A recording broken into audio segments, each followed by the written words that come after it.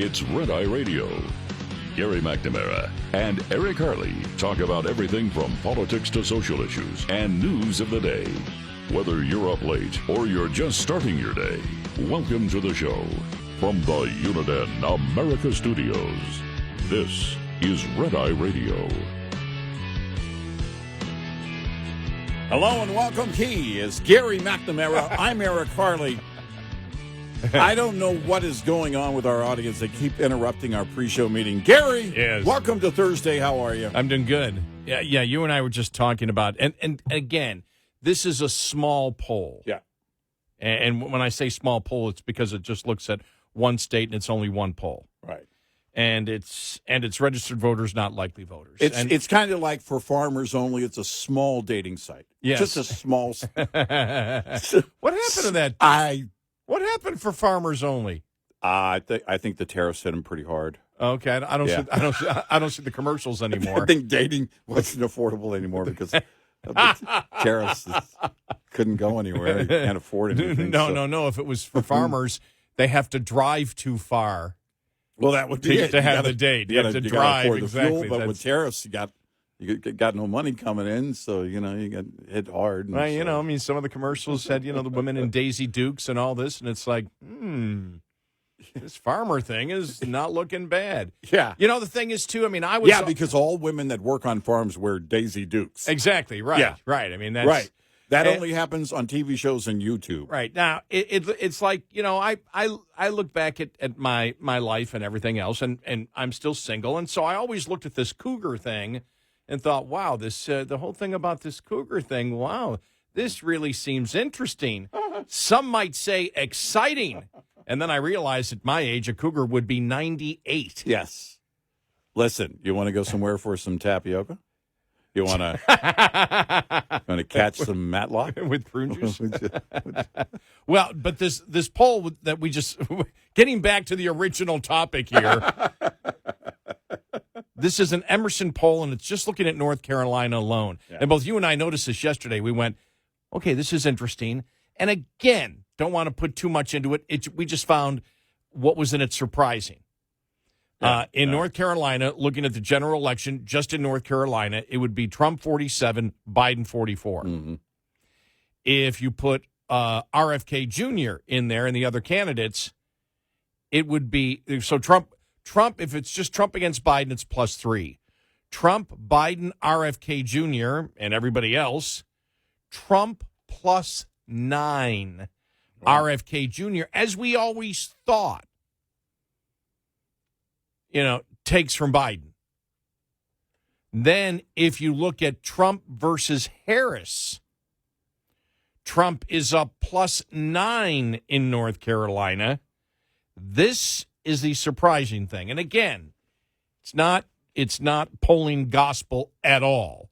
It's just, it shows a interesting an interesting momentum of this poll. You look at the momentum, what direction is it going? And it's Trump against Newsom in North Carolina.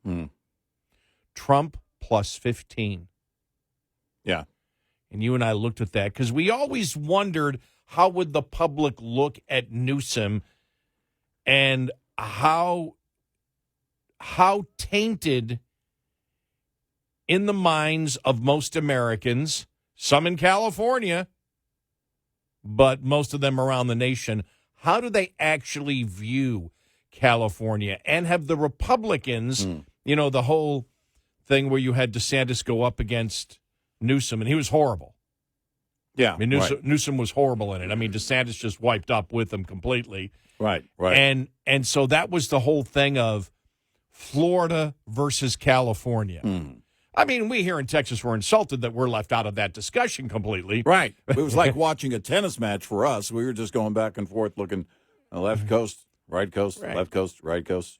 Because my point was actually not that. My point was that Texas is the other state that has tons of comparisons to California. I know what your point was. I was saying we're in the middle, and being in the middle of the two was like being in a tennis match, looking at left coast and right coast and back and forth. But I understand it. I think it's a great argument for the Republicans to actually make, to compare Texas to of Florida, which really shows that if you come from California and you're the governor and you're him, this gives an indication that the momentum against anyone from California running for president of the United States, and the only anyone there would be, well, no, it could be Harris. Yeah. Yeah. Now, listen, to be clear, we love our kid sister, Florida.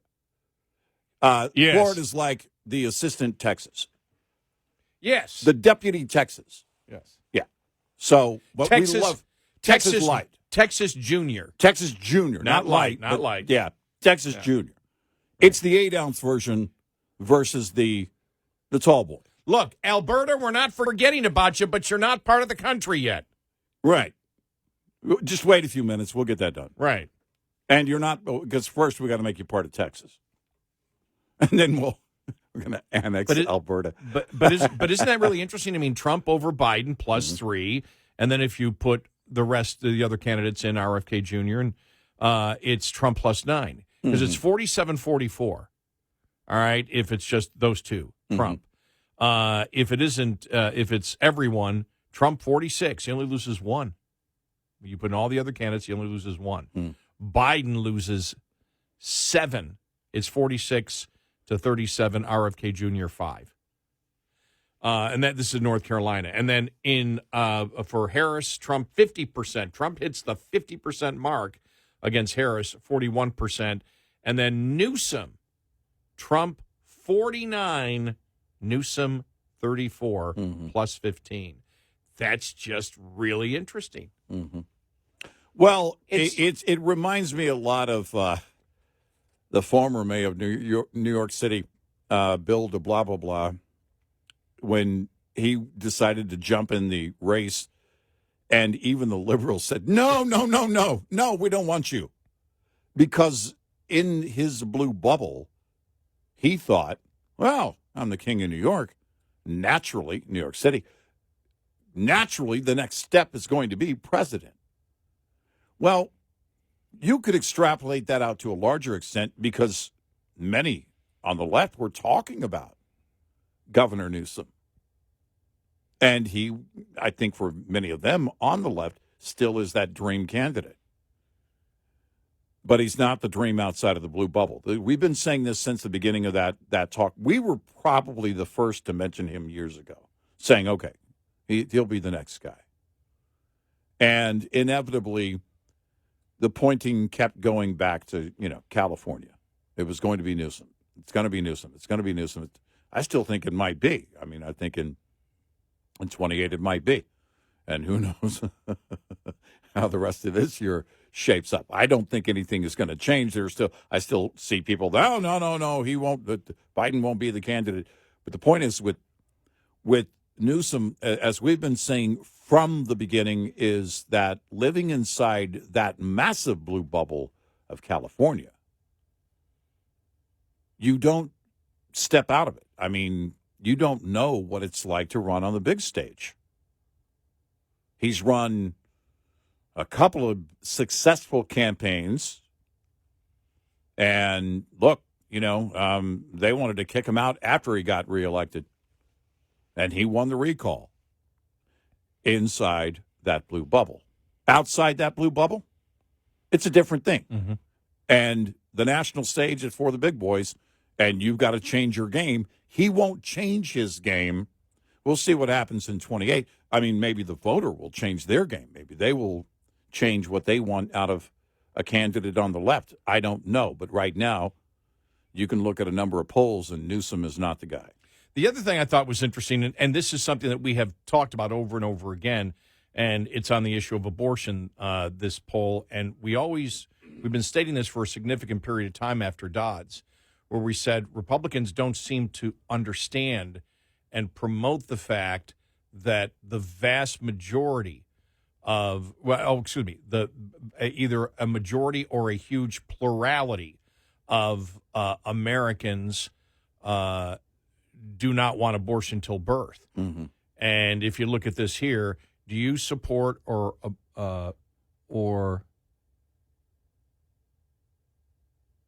do you support or oppose a national ban on abortions after 16 weeks of pregnancy. Support 48%, oppose 36%.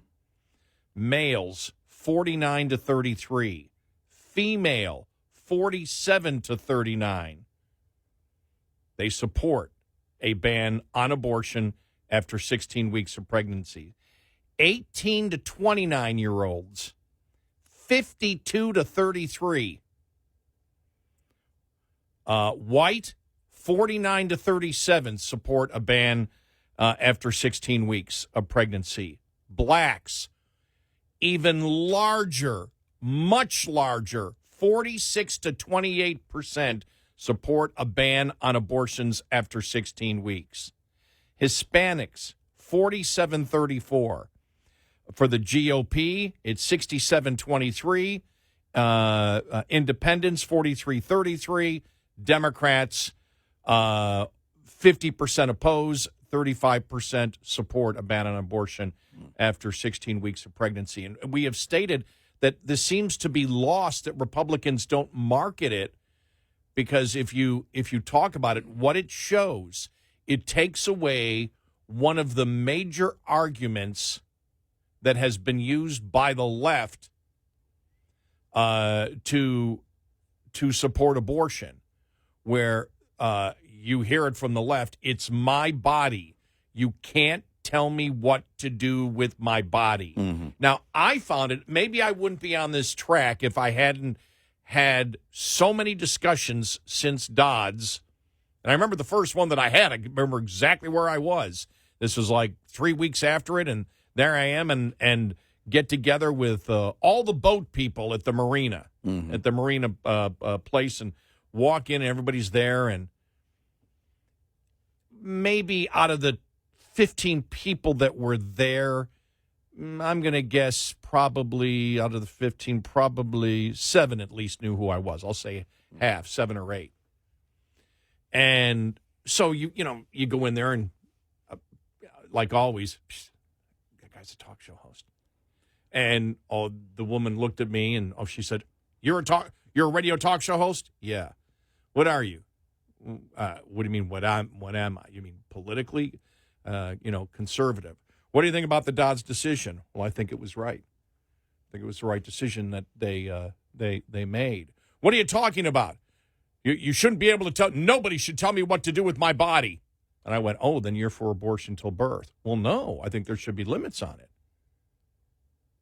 "Well, then it's not about your body anymore, because what you're saying is that the state, up to a certain point, when the baby's in the womb, that the state shouldn't be involved. Nobody should tell you what to do. But after," I go, "whatever that arbitrary point is for you, you believe the state should be able to stop you from getting an abortion. So your main defense just went out the window." And it was funny because the people standing behind her were like shaking their head going, yeah, great point. Because this is where people don't think. Her major point, she never really thought out, because she looked at me like, "Oh, wow." And she just looked at me and went, "Wow, you're good. I can tell you do this for a living." It's like, well, not.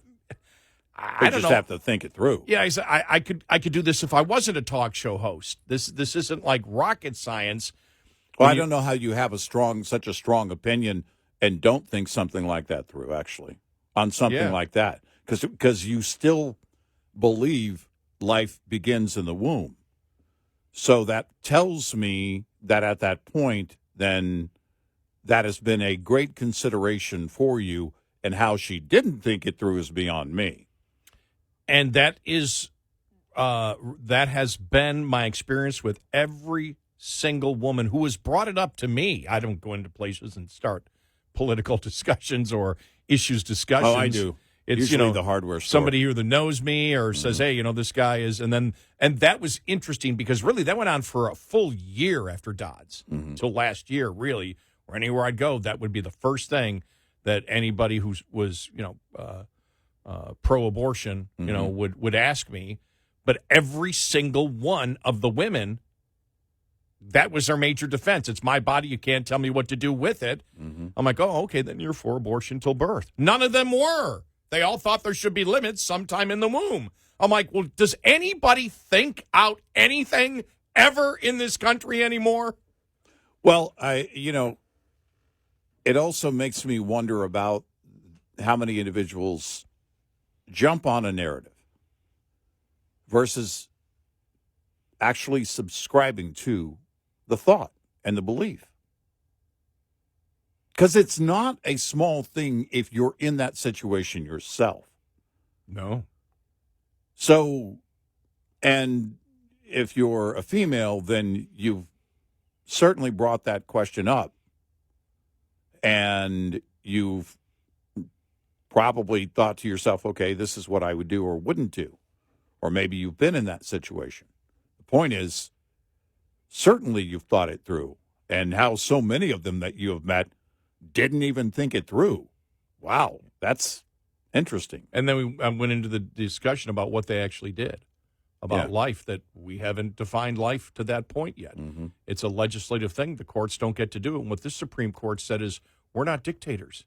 So pretty simple. I said the exact opposite of what you heard from the left, that, well, these are all fascists in the Supreme Court. And AOC, after the decision, said, well, we need to take it up because Congress or the Supreme Court can't be involved. That's exactly what the Supreme Court said.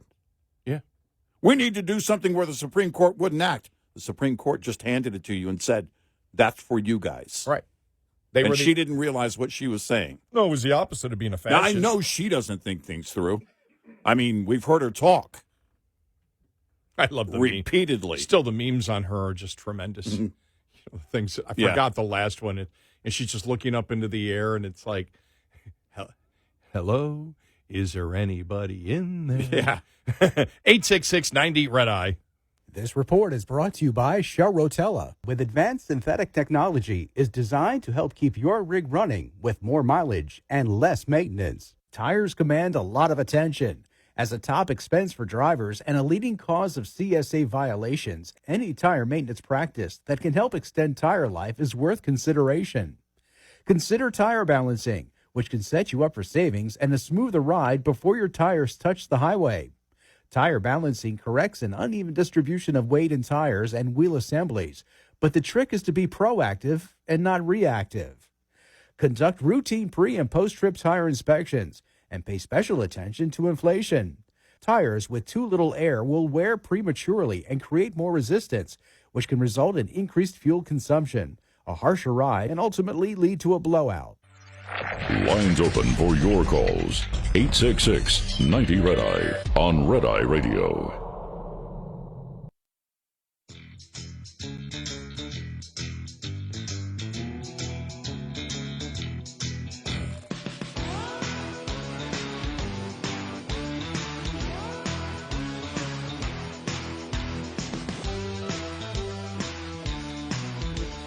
It's Red Eye Radio. He is Eric Harley, and I'm Gary McNamara. You know, one thing I can say about the Democratic Party is they stick to a particular narrative, and they never give up on it, no matter what. No, that's true. It's true. We've talked about the whole, they've been using racism, and the interesting thing is the longest thing they've been using is if you don't agree with them, you're a racist. Right, yeah. And we know the political party that has institutionalized racism, not just now, but in the history of the United States, has been the Democratic Party. There has not been any bigger force in the promotion of racism, Jim Crow laws, slavery, and now identity politics and anti-Semitism than the Democratic Party. And it continues. It continues today. The one thing that's changed, though, on the border, remember, it wasn't too long ago where all Democrats were saying, if you wanted to close the border, you were a racist, the southern border. Right. Not all of them are saying that now. And also Russia collusion. They're bringing it up again. Russian hoax 2.0. We'll get to that coming up.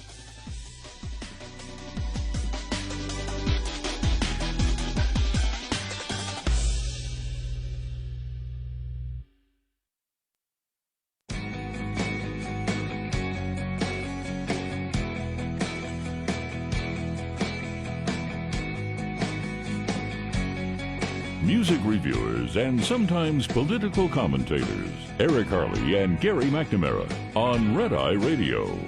And he is Eric Harley, and I'm Gary McNamara. Good morning. Download the Red Eye Radio. I guess it is your Red Eye Radio. It is yours once you download it. You can't have it until you download it. Right. That's the rule. So download our app, and you can listen when and where you want if you can't listen live overnight. So I'm not exactly sure where it started. From what I can see, the timeline is when Jen Psaki interviewed Nancy Pelosi, and Nancy Pelosi said, yeah, just what does Putin have on Trump? And, and then Jen Psaki, with the big smile on her face a few days ago, just went with that. Then you had Jamie Raskin out. You had, what's his name, Goldman out, all talking about the fact that, and I'm like, are we back? Are we back in 2016, 2017, 2018 again? Right. And I'm thinking to myself, I said, I tell you, they get something, they just stick on it. Now, Trump helped when he said, you didn't pay, you're delinquent. No, I would not protect you. In fact, I would encourage them, the Russians, to do whatever the hell they want. You got to pay your bills. Now, I agree with him that NATO needs to pay their bills, but you don't make the statement that I would encourage Putin to attack a NATO country. Yeah. And do whatever he wants. Right. That was not the smartest thing that Donald Trump has ever said. Right. And so we said they're going to take that and run with it. And so now they're bringing up Russia collusion, the Russia hoax all over again. Because many people don't know. I still meet people today and they said, well, they never got Trump for anything, whatever. I meet Republicans that have no idea that it was a Hillary Clinton campaign that set up the Trump campaign, that they created the dossier, that it was a Hillary campaign, created the dossier, all the lies about Trump, everything you heard back then was a lie created by the Hillary Clinton campaign, funded by the Hillary Clinton campaign. And then we know that the whole Alpha Bank thing that whole thing was created by the campaign through Perkins Coie to go to the FBI and use false information that they got, that the Alpha Bank was the way that Putin was communicating with Trump. They knew it was a lie. They still went to the FBI, attempted to sell the lie, and then when the FBI said, okay, we're going to look into it, then the Hillary campaign went and started selling it to the media. When the media reported it right before the 2016 election, then that's where the tweet came out, and that's where social media exploded with the Hillary campaign saying, see, look at this Alpha Bank story. Putin's communicating with Trump through Alpha Bank. So the Hillary campaign, in that case, actually created and funded the lie, marketed the lie to the FBI. When the FBI started investigating the lie, then the Hillary campaign went to the media and said, look, the FBI is investigating Trump on this. Then the media came out with the story, and then Hillary went, see, here's the proof Trump is colluding with the Russians. And the dossier, we know, all of that was created by the Hillary campaign, Perkins Coie funneling the money to Fusion GPS, the Hillary campaign fined for a federal elections violation for saying the money was going to one thing where it went to the other. They were fined for that. And so everything that happened, the entire, what's his name, the special counsel, I can't think of his name out of my mind. Robert Mueller, the whole Mueller, everything was a complete fabrication and lie. That's why Mueller came up with nothing. There was nothing. There was a lot of their stuff there, and they decided not to go down those paths.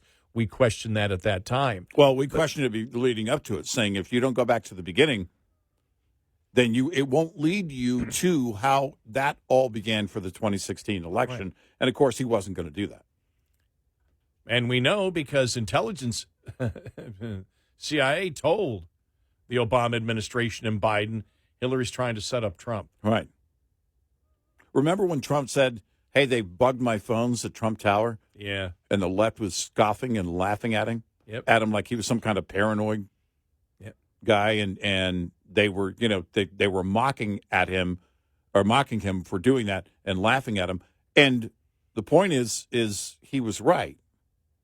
That was the whole Alpha Bank thing. His phones were bugged. And because they were trying to make that connection with Alpha Bank, they did bug his phones at Trump Tower. And everybody forgets all of this and wants to ignore it. But this is what people are willing to do. If you're willing to ignore the Russian hoax, then don't be surprised when the FBI is sitting in a parking lot at your school board meeting, taking down license plates, including yours. And I don't care how you vote. So I find it interesting. I'm like, wow, they're going right back at it as if, okay, we know, because this is how Democrats that run for office think, the people that vote for us are complete idiots. They have no idea that the first Russian hoax was a Russian hoax. I think it was Raskin? Yeah, I think it was Raskin out there. What hoax? What hoax? What hoax are they talking about? Mm-hmm. Well, I'll tell you what hoax. Mm-hmm. So they're actually getting cocky. Remember, and saying, conspiracy theory. And the left media was calling it the big conspiracy theory, basically that the Russian hoax was a conspiracy theory. That everyone pointing to the facts were just pointing to a conspiracy theory, and we have the proof. Now, a jury wasn't willing to convict a lawyer for lying to the FBI. Oh, there are bigger problems. Now, if the lawyer had been a lawyer for Trump, that would have been a different story. Yeah. But it was still the entire Russian hoax was created by the Hillary campaign. Yep. And we all know it. So Jamie Raskin's out there going, what Russian hoax? What? That's how cocky they're getting right now, because they believe that the people that vote for them are complete idiots, completely ignorant, and have no clue of what's going on in the world, that they believe that the ignorant masses are the ones that vote for them, and so they can sell them anything. Mm-hmm. Because they're back to the Russian hoax again. Right. But again, Trump doesn't help with his statement. Mm-hmm. That's what they're all going on. They're going on the statement that he made. Mm-hmm. Yeah. And you compare, they also paired Tucker Carlson over the last couple of days. Well, see, his buddy Tucker Carlson is over there practically promoting how great Russia is and doing the sit-down interview with Putin. Trump is in campaign mode, though, because in the interview he said, well, my only revenge is going to be making everything work again. Right. That's going to be my revenge when I get in. Right. My revenge is going to be ensuring that we do the right thing, in this country. And I'm like, okay, good. Stick on that. Don't vary. Don't do a rally in the next day and say something opposite of what you're promoting now. Mm-hmm. That's what you should be promoting. My revenge is doing everything right. Mm-hmm. My revenge is making sure that democracy and justice leads. Fighting, this is a very easy message. Fixing everything that's broken now. Right. That's my revenge. Doing what I set out to do in 2016, finishing that job, but also fixing what broke between the 2020 election and now, which is an even greater task. That's a simple message. But you got to give them credit. They get an issue, mm-hmm.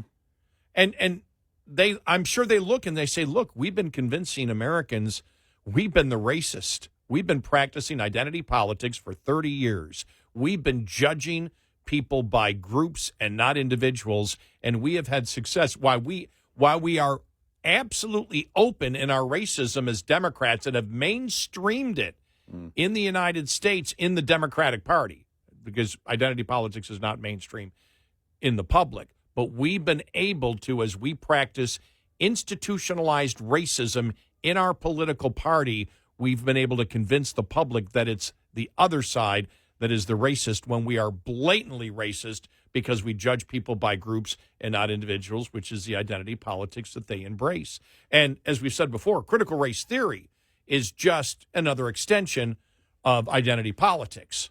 All whites are culturally racist to the point that you must set up society as if, it's part of their DNA that they're racist. And so, that's where you've got to tell, kids in school, if they're white, you're a racist. Mm-hmm. And, it's just an extension of that. And they're absolutely blunt on it. So I can see they can look at it and go, it doesn't matter whether Hillary Clinton actually created and funded the entire first, Russian hoax. It doesn't matter. The people that vote for us, we're Democrats. The Democratic voter is an idiot. They're a complete idiot. They're morons. They're completely ignorant. They don't know anything except the pathology of dependency. Give them more money and they'll vote for us. They don't care if we destroy the country. That's what Democrats think about the Democratic voter today. Yeah. Which is why they're trying the Russian hoax again, because they view it and they go, look, identity politics, we've institutionalized racism all throughout our democratic history. We're doing it again, and we'll accuse the other side of doing exactly what we're doing. Mm-hmm. And because they understand that Republicans are horrible communicators. Yeah. They can't communicate the most simple idea to anybody out there ever. Mm-hmm. Okay, maybe that's a little bit of an exaggeration. They can communicate sometimes, but it gets frustrating. Well, and that's it. Stay on a message that, by the way, all you have to do is promote the truth. And no, as you said, point. Mm-hmm. Yeah. Look at this. And the truth doesn't change. It's a constant. It has to be exhausting to be on the left. And I mean flat out exhausting. To live in a delusional state, basically all the time, and to lie all the time. And that's what they have to do. They have to promote things, anything and everything. What was the big signature move by Barack Obama? Obamacare. If you like your doctor, you can keep your doctor. We said from the beginning, he can't possibly make that true. Remember, that was the lie of the year. Exactly. Yeah, by the Washington Post, right? I don't know who did it. I don't know if it was Newsweek or somebody actually did a thing for that year, calling the lie of the year. And if you like your plan, you can keep your plan. Yeah. There's no way you can say that. You can't force doctors and clinics and hospital systems to accept any plan. He knew he had to make that lie or he wouldn't get support. They were afraid to get. And he had to make it to the Democrats because Republicans weren't on board at all, and they knew that. They were lying to the Democrats, and as one of the chief architects, Gruber, said, the stupid American voter. That's who we had in mind, and what he meant was the stupid people on the left who vote. Yeah. That's what they think of you. You want the evidence They believe you're idiots. If you want the evidence, that was Gruber. Yep. You want the evidence that what we're saying is not just hyperbole of how Democrats think about their voters. He said it out loud. He said it out loud. 866-90 Red Eye. Get in touch with Red Eye Radio, toll free at 866-90 Red Eye.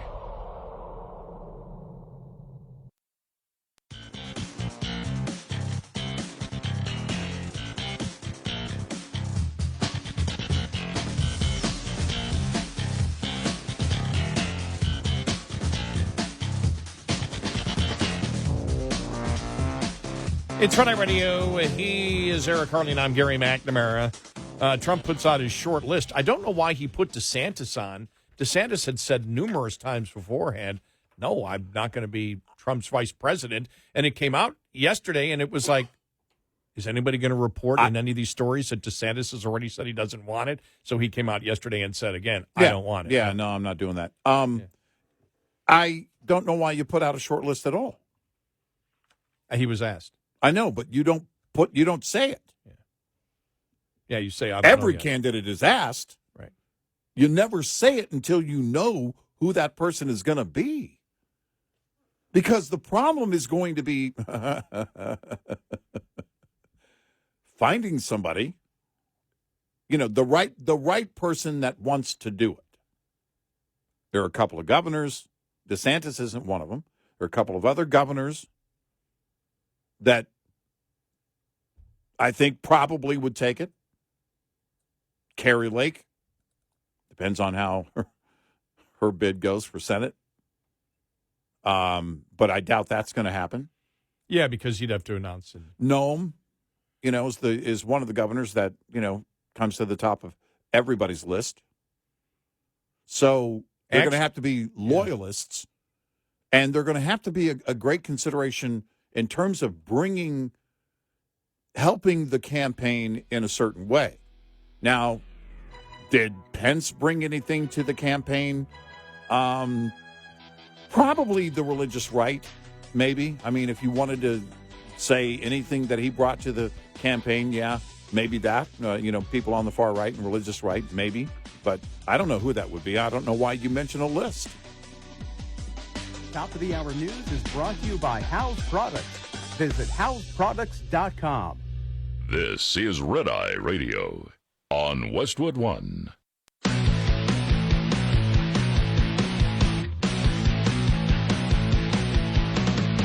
Now, it's Red Eye Radio. Gary McNamara and Eric Harley talk about everything from politics to social issues and news of the day.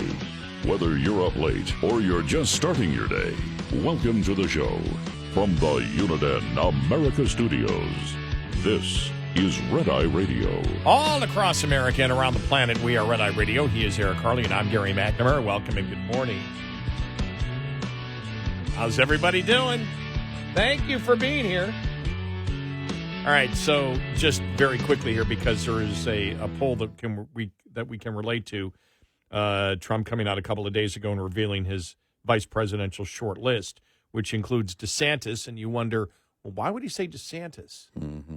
Well, the tip poll that came out a couple of days ago, it's actually from the beginning of February. Who are the top choices? From Republicans, who would Republicans want to see as Trump's vice president? Mm-hmm. Number one, Ron DeSantis. No, it's the dream ticket.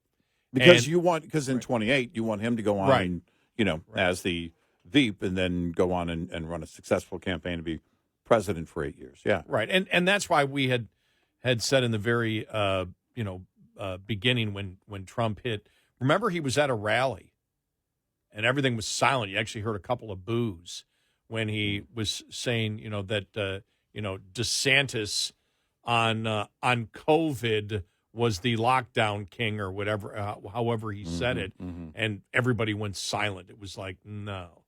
DeSantis is very well liked in the Republican Party from most Republicans. Right. And because I think most Republican voters are good about looking down the road. It's because Trump, if he wins, is going to be limited, of course, to one term until he changes that. Throw that for any liberals listening. But that's the whole point, and that is, all right, then the torchbearer, who is it going to be? And, of course, it's going to be someone like a Ron DeSantis, and he's the guy right now, and you and I have talked about it. It's why he was so attractive as a candidate. He's been on the forefront of the issues as a governor. He's been on the forefront of the issues and being active of the issues that are on the table and have been very active on the table since Biden has been president. So he's been actually fighting the fight as a governor while, Trump, has been out of office. And Trump brings, of course, the experience of already having been president and being successful as president on the economy and a number of things. And conservatives are on board for that. So it's the dream ticket. So DeSantis, number one. Now, that's not going to happen. No. Who's number two? Who does now? This is Republican. I don't know. I haven't seen the list clearly, and so I was going to say Nikki Haley. No. Yeah. Wow. Nikki Haley is number two. Yeah. Ramaswamy is number three. Okay. All right. Tim Scott, number four. Ben Carson, number five. Tucker Carlson, number 6. Every time Tucker Carlson goes to Iowa, everybody on the right goes crazy. He's running. He's running. Or maybe he's just going to Iowa. Kristi Noem, 7th. Sarah Huckabee Sanders, 8th. General Michael Flynn, 9th. Carrie Lake, 10th. J.D. Vance, 11th. Elise Stefanik, 12th. Marjorie Taylor Greene, 13. Byron Donalds in the last one listed. And so that was done. The tip poll was done the 31st of January through the 2nd of February. A number of them have a strong future. I think Byron Donalds has a very strong future. I agree. When it comes to mind, again, I would love it to be DeSantis for what we mentioned earlier. If not DeSantis, actually, I think Sarah Huckabee Sanders and her experience as governor. I know a lot of people, pointing to Kristi Noem, but also what I love about Sarah Huckabee Sanders is being direct, just like Ron DeSantis, even before she was governor, and clearly she was able to do that in her role at the Trump White House. Be very clear and direct. You don't have any questions about how she feels. That approach is definitely something that I think is a very attractive approach and would serve the nation well. And I think she would be one day be a great president. But, I don't know. I don't know where it goes. I don't know. Was she asked? Was Sarah Huckabee Sanders asked that question? I don't think so, no. I want to say in the last, maybe it goes back to December. It was like in passing or something. Somebody brought something up and she didn't answer it. She kind of laughed at it, but in my mind, she kind of dismissed it or didn't answer it directly. So those are the things that, it all changes when you sit down at the table. DeSantis, I don't believe is going to change his answer. I think he's not going to do it, and that's going to be that. No, he said it again yesterday. He's not going to do it. Well, yeah, right. The thing is, and we said this in the very beginning, and people disagreed with us when we said it. We said Ron DeSantis will never tie his political future to Donald Trump. Yeah, it's not. He'll never do it. Well, and there's the other part of it. Because what you have to consider is the fact that, his other Veep is not on anyone's short or long list, including his own.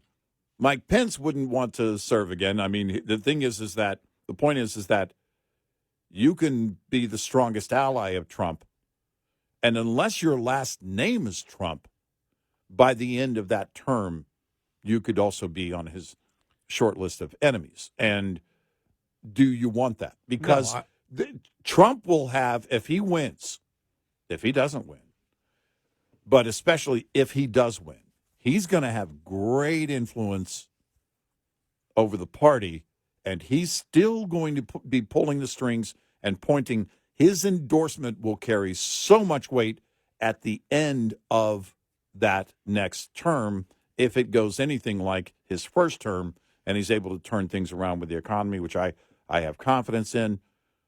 And so you're going to want to have that loyalty. Now, it is a difference between, what happened on, in January of 2021 and all of that and how all that went down. I don't know what Trump's going to do. I don't have confidence that the economy will do great under Trump. Number one, because of everything that happened in the Biden administration. I don't know how you turn it around that quick. And number two, I don't know if he wishes to put in 10% tariffs, if he actually wishes to do that. And so I can only go with what somebody says. I didn't make this up. Trump said it. If you go with 10% tariffs across the board and you go with 60% tariffs in China, you're not going to revive the economy. Well, there's a difference between saying it and being able to get it. And we've talked about it. We both believe he wouldn't be able to get 10% tariffs done across the board. Well, he'll just do the national emergency thing on it, as he did last time. Yeah, I don't have confidence it would get to that level, but I do have confidence in what he could do administratively out of the gate. I know he can do it, but I have to sit there and say to sit there and say, well, I'm going to sit there and say, well, he means this and he doesn't mean that. I don't know that about Trump. Right. I can only go with the things my point is that he what actually says. What he can actually get away with.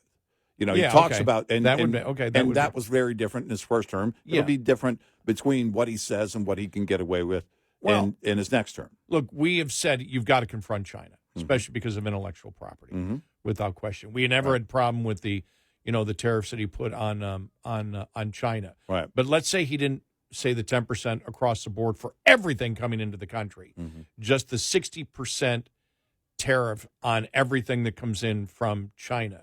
You still would have massive price increases, sure. and the public that would be in favor of him putting the tariffs on China would not be in favor 6 months after or 2 months after when prices for so many goods skyrocket. And it's a lot like the tariffs from before. They'd have to be reversed. I mean, 6 months, you're going to have to turn those around because you can't watch the economy go into the tank. So But DeSantis, I understand why DeSantis is on top of it because DeSantis, people look at it, Republicans, and go, yep, he's the next one. Nikki Haley, I actually understand why 24% of Republicans said Nikki Haley. It's not because they necessarily support Nikki Haley. It's because they look at it and go, okay, poll-wise, the polls show that she can beat Biden by more than Trump can. I think that's strictly about winnability. yeah. When it comes to loyalty towards Trump, that's why Ramaswamy is in third place. And the same with Tim Scott. Ben Carson, I don't know why he's even on the list because has he actively promoted that he wants to be vice president in any way? How does his name get in there? No. I'm surprised that Sarah Huckabee Sanders isn't higher. Only because of her role in the White House when Trump was there, and now, having been governor for a while.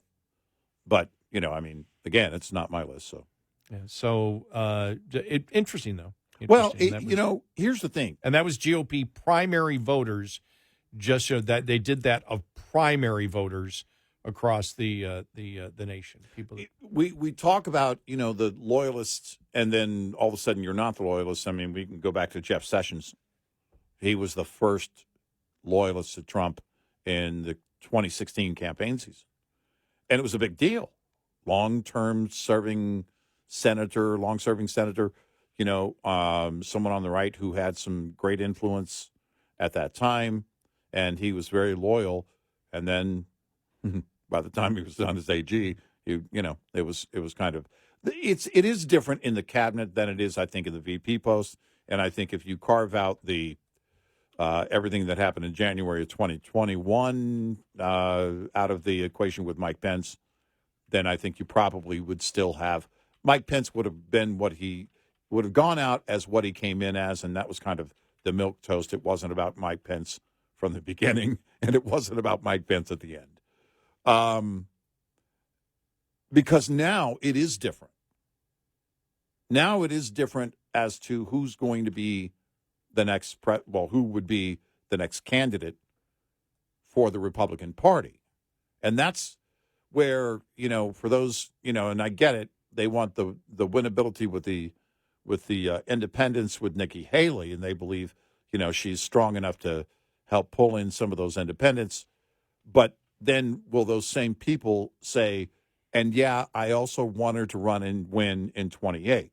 Because after the way she's talked on the campaign trail, I don't see myself ever voting for her. And unless there's a change of heart, and she explains why she had that change of heart and why she said some of the things that she's said lately. It goes back to, the former governor of Alaska, Sarah Palin. And all of a sudden when she was on board, as the Veep for on the ticket with John McCain, she said some things, and we were like, wait a minute, that doesn't sound like what she used to believe. And then she came back and said, no, after that, no, I don't believe that way. And all right, where's the change of heart? I got to see that in a candidate. If they change positions, that's one thing. But Nikki Haley, I don't see as, I mean, going into it, before she ran, before she got in, yeah, then this poll makes absolute sense. But I don't think it's about. I think it's strictly those that 24% of Republicans that say she will make the Trump ticket more winnable. I don't think it's because of anything to do with her ideology or the campaign that she's run. Well, that's why I say it's short-sighted. Yeah. It's all about 24. Well, what about 28? Right. Now, do you want her to run in 28 and here's an interesting thing. Trump said Tulsi Gabbard. Yeah. Yeah. She's doing a fundraiser at Mar-a-Lago. Mm-hmm. Yeah. Now, from what I know, she never said she turned Republican. She just left the Democratic Party. Is that the unity ticket?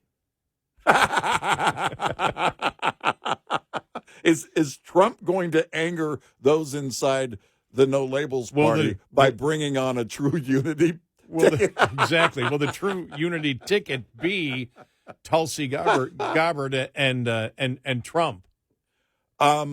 I like a lot of things about Tulsi Gabbard. I mean, but yeah, it would be interesting to see, does she remain as an independent?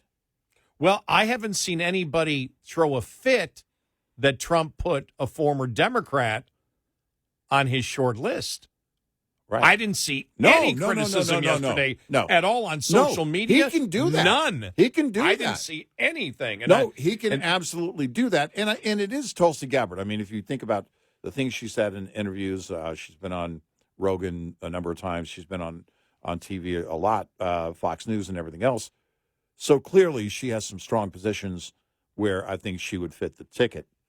But I don't know. I didn't see anybody even making a big deal of making a big deal. No one did. His loyalists, they don't care. If he picks her, then that's good enough for them. But I didn't see anybody making a big deal. 866-90 Red Eye. Brought to you by FPPF, Fuel Power Max. Surviving and thriving as an owner-operator has just as much to do with managing costs as it does with generating revenue. Understanding basic principles of operating costs can save you thousands of dollars a year.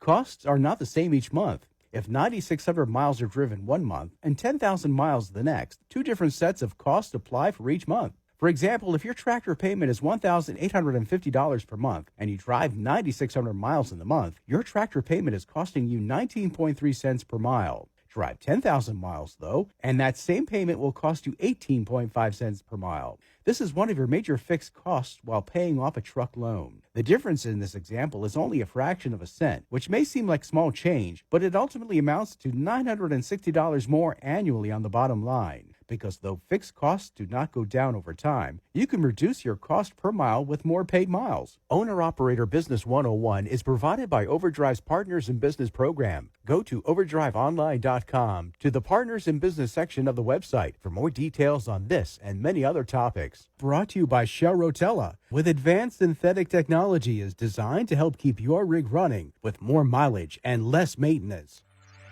We'll be right back with more Red Eye Radio with Eric Harley and Gary McNamara.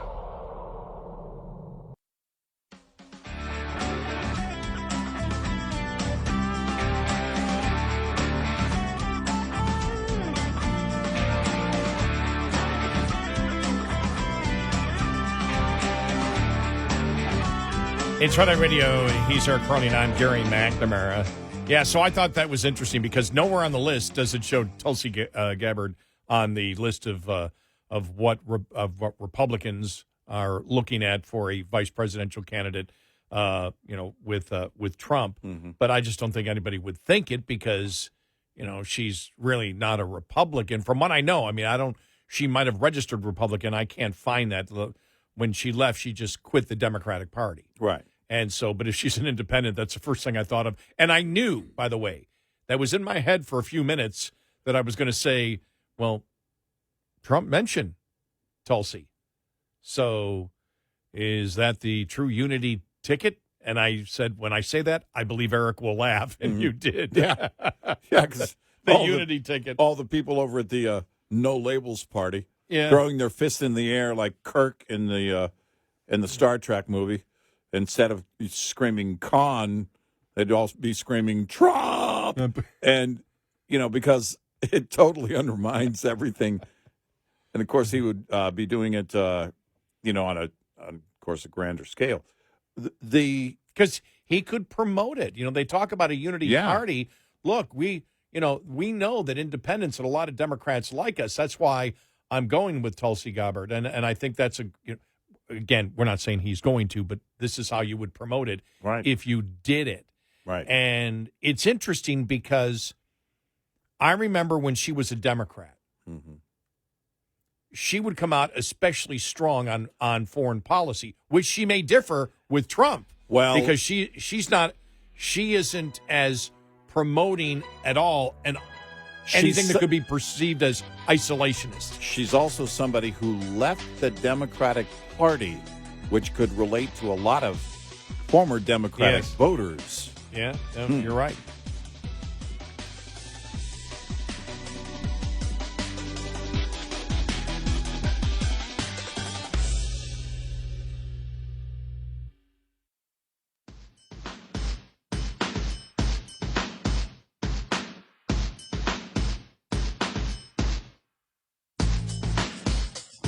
You're listening to Red Eye Radio from the Uniden America Studios. And he is Eric Harley, and I'm Gary McNamara. It is interesting to speculate. I mean, this is the what I consider the fun part of politics in an election year. Yeah. And when you see that Trump said Tulsi, Gabbard's on the list, and there was no response at all, and no negative, no you didn't hear anything. Well, because and it was like, well, wait a minute, she's not a loyal Republican. She was a Democrat till just a little bit ago, and I look at it, and I think I could be wrong, but I think that I sense more Republicans would vote for a Tulsi Gabbard than a Nikki Haley. I would vote right now for Tulsi Gabbard. Long before Nikki Haley. Now, when she was a Democrat, the majority of things that she talked about where she was against the Democratic Party was on foreign policy.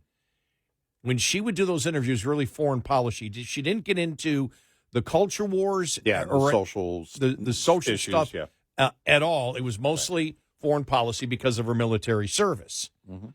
And I always suspected at the time, she's from Hawaii. You look at Hawaii, they may be the most liberal state. And so you just assume if she was a congresswoman from Hawaii, she would be extremely liberal.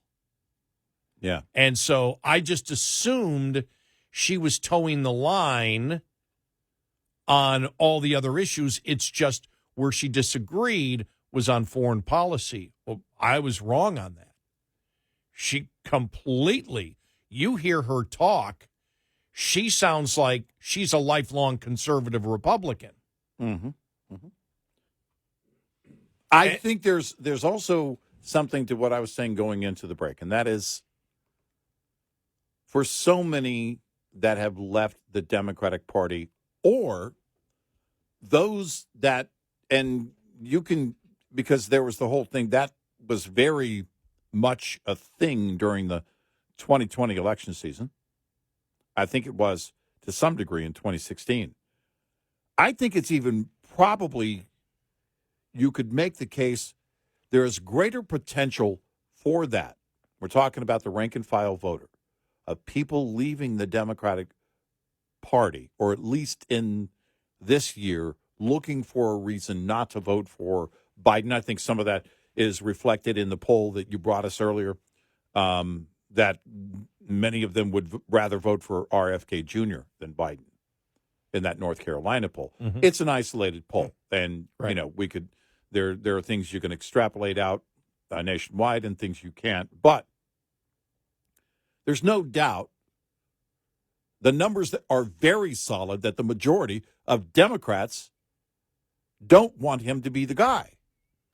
So then you have, okay, whether it's temporary or not, whether it's really part of the movement of people being done with the radical left, saying, I've got to, I wish I had a candidate or a ticket to vote for. Could it be Something like that. A Tulsi Gabbard having because she would be, that's going to be, I think, a big appeal if she were on the ticket. That would be a big appeal. She could even campaign on that, saying, hey, we know a lot of Democrats were like me, and we were just done with the party. If that's you, we want you to vote for us. Now, that's a big, big threshold to cross because you're first and foremost voting for Donald Trump. And so I don't know how many are willing to do that. Or maybe it's even greater. I don't know. I can't measure that at all. But I think that's an interesting part of that equation if she were to be on that ticket. That's at least how I would use her in part in the campaign. When you look at, all the candidates that we had mentioned that were on the list, and you look at, who Trump has put on the list, and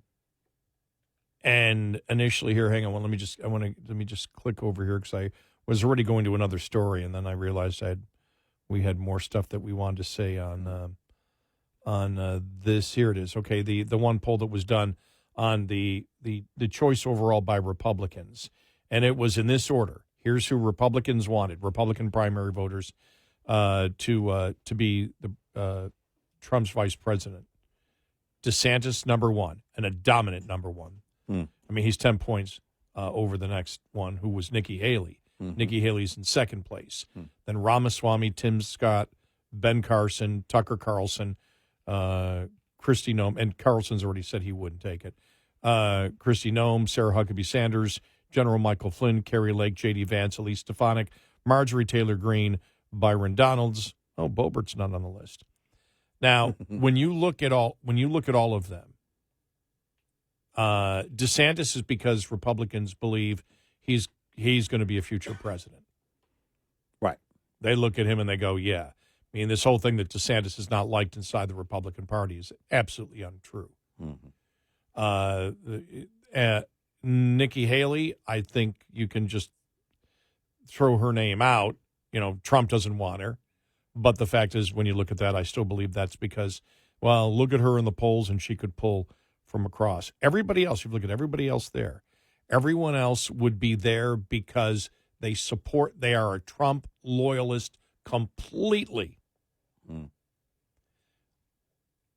If he did pick, because he mentioned Tulsi Gabbard, you have somebody who is her own brand. Mm-hmm. Yeah. Now that can be a problem. I mean, it would be with DeSantis because DeSantis is his own brand, and DeSantis is a different brand than Trump. But if you look at everybody else, their brand is basically they're Trump loyalists. Yeah. Right. You put Tulsi Gabbard in there, Trump can make the case. Look, the No Labels Party is talking about a unity party. We got a unity party. Right. Tulsi Gabbard left the Democratic Party because she couldn't stand what was going on there, and she stands strong behind, what not necessarily what I think. I would say with what Republicans think. Yeah, right. And you hear her speak or you hear her do an interview, she is absolutely solid. Yeah. When she does interviews. And so, like I said, to sit there and be able to get a former Democrat who left the Democratic Party because she was completely unsatisfied where they were going, they lost all common sense and reason, to have that being promoted inside a Trump campaign from someone who was not viewed. She may be, she may favor Trump, but she's not viewed as a Trump loyalist, but somebody who ideologically agrees with many things in the Republican Party, but mostly disagrees with where the Democratic Party is going. That might, that's why I believe he was probably considering her. Yeah. And when I've heard Trump the last couple of days, especially the interview he did on Fox, he seems to be focused on, okay, I can't say anything stupid. Like he did at the rally when he talked about, encourage Russia to go after a NATO country. That was dumb. You know, Yeah. you don't. Yeah. By the way, are we done? Are we done now? In both sides bringing up Taylor Swift. I mean, are we done with that now? Can we be done with that? I don't know. It depends on what happens in Australia. You know, Well, she's really good on stage. I kind of like her. But quit calling that football. That's not football. I know you call it soccer. We call it football. So shut up.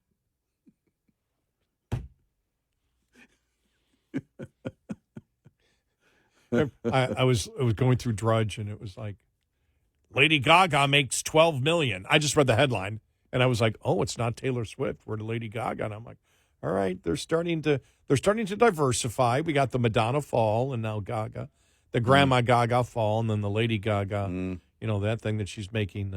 She's making. Well, but money Taylor on Swift will be back on top when football camp comes back around. Back during Taylor Swift will be back on top when. Oh, that's right. When they September report to or whenever when his camp began for Kansas City. Unless they break up. There's a lot of time between now and the summer, right? Yeah. Yeah. It's true. Summer. You know. Right. Kelsey's off. Vacation, warm weather. Oh, and they pointed out, trees. I saw this the other day, sand. She had a hockey stick, it looked like, on stage, and her dancers had a hockey stick. I don't know if there was a song. Does she do a hockey song? I I have no idea. I didn't listen to the audio cut. It was in the news, and it came up in my news feed, and I was like, they were like, what's wrong with this picture? You know, I don't know. She's got a hockey stick, but is that a problem? Maybe it is. Well, unless she was remembering the memory of Tim Horton, who died 50 years ago yesterday.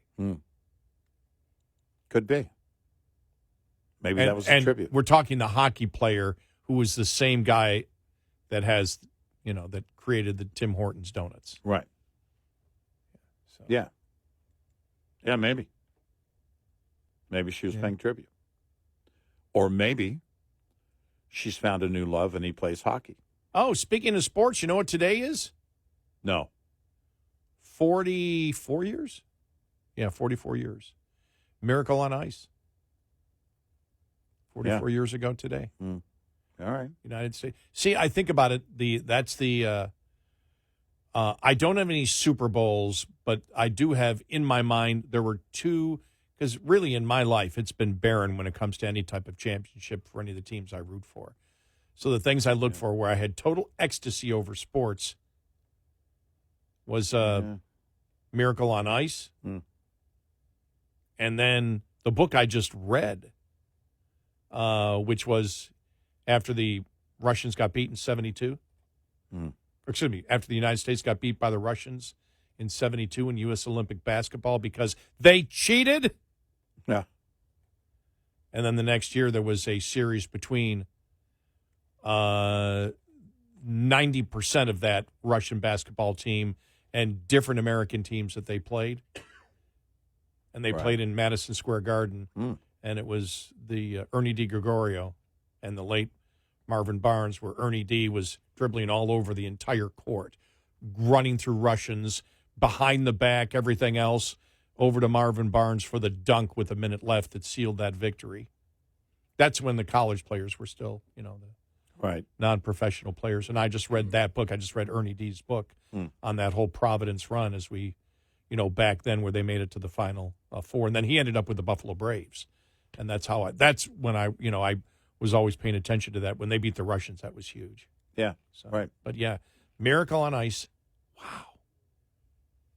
And the funny thing is, I put the, at the end on my Facebook page, the celebration where they're all, they're raising their hands. And because they won and they're going crazy on the ice. And I got a guy writing me, goes, yeah, I remember watching that game. It was so great. It's like, wow. And I don't have the heart to tell him, you didn't watch the game. It wasn't on TV live. Did they ever rebroadcast it? They rebroadcast it 3 hours later, but we Okay, already, so he watched it. right, But he didn't watch it live. Right, right. But he was saying I was so excited when I watched it the first time. He was implying that he watched it live. Nobody watched it live. Mm-hmm. So, but yeah. Right. 866-90 Red Eye. Coming up, more with Gary McNamara and Eric Harley. It's Red Eye Radio.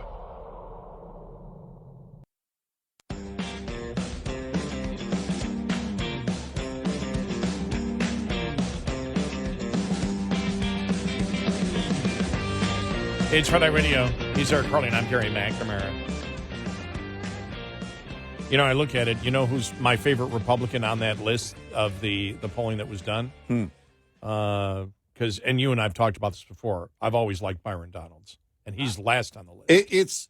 That also surprises me that he's last on the list, and Yep. I don't know. Again, it's not my list.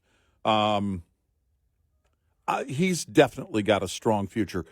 What I see in him is also what I see in Ron DeSantis, what I see in Sarah Huckabee Sanders. I agree. They're not. Yeah. They don't shy away from anyone. They can talk passionately about what they believe in. They talk with conviction, and they don't stand down. They don't have this, attitude that way too many Republicans have, where they go, well, what we would like to do, and blah, blah, blah, blah, blah, and then Joe Manchin their way into basically ending up voting with the left. I like that. Yeah. Well, You've created a new word, a new phrase. Yeah. They didn't, look, don't Joe Manchin it. Don't Joe Manchin this thing. And that's what I love about him, is that where he stands at all times. So I'm surprised he's at the bottom of that list.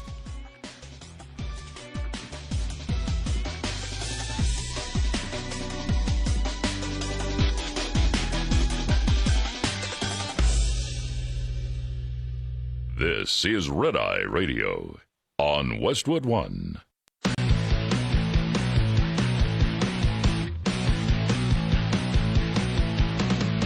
Now, it's Red Eye Radio. Gary McNamara and Eric Harley talk about everything from politics to social issues and news of the day. Whether you're up late or you're just starting your day, welcome to the show. From the Uniden America Studios, this is Red Eye Radio. All across America and around the world, we are Red Eye Radio. Good morning. I'm Gary McNamara. He's Eric Harley. Here we are. Warm weather where we are. We've had some great weather. Yeah, here. I mean, winter is so over. Well, you and I walked out yesterday after the show, and you could hear the birds chirping, and you could smell whatever that plant smell is, whether it's pollen or whatever.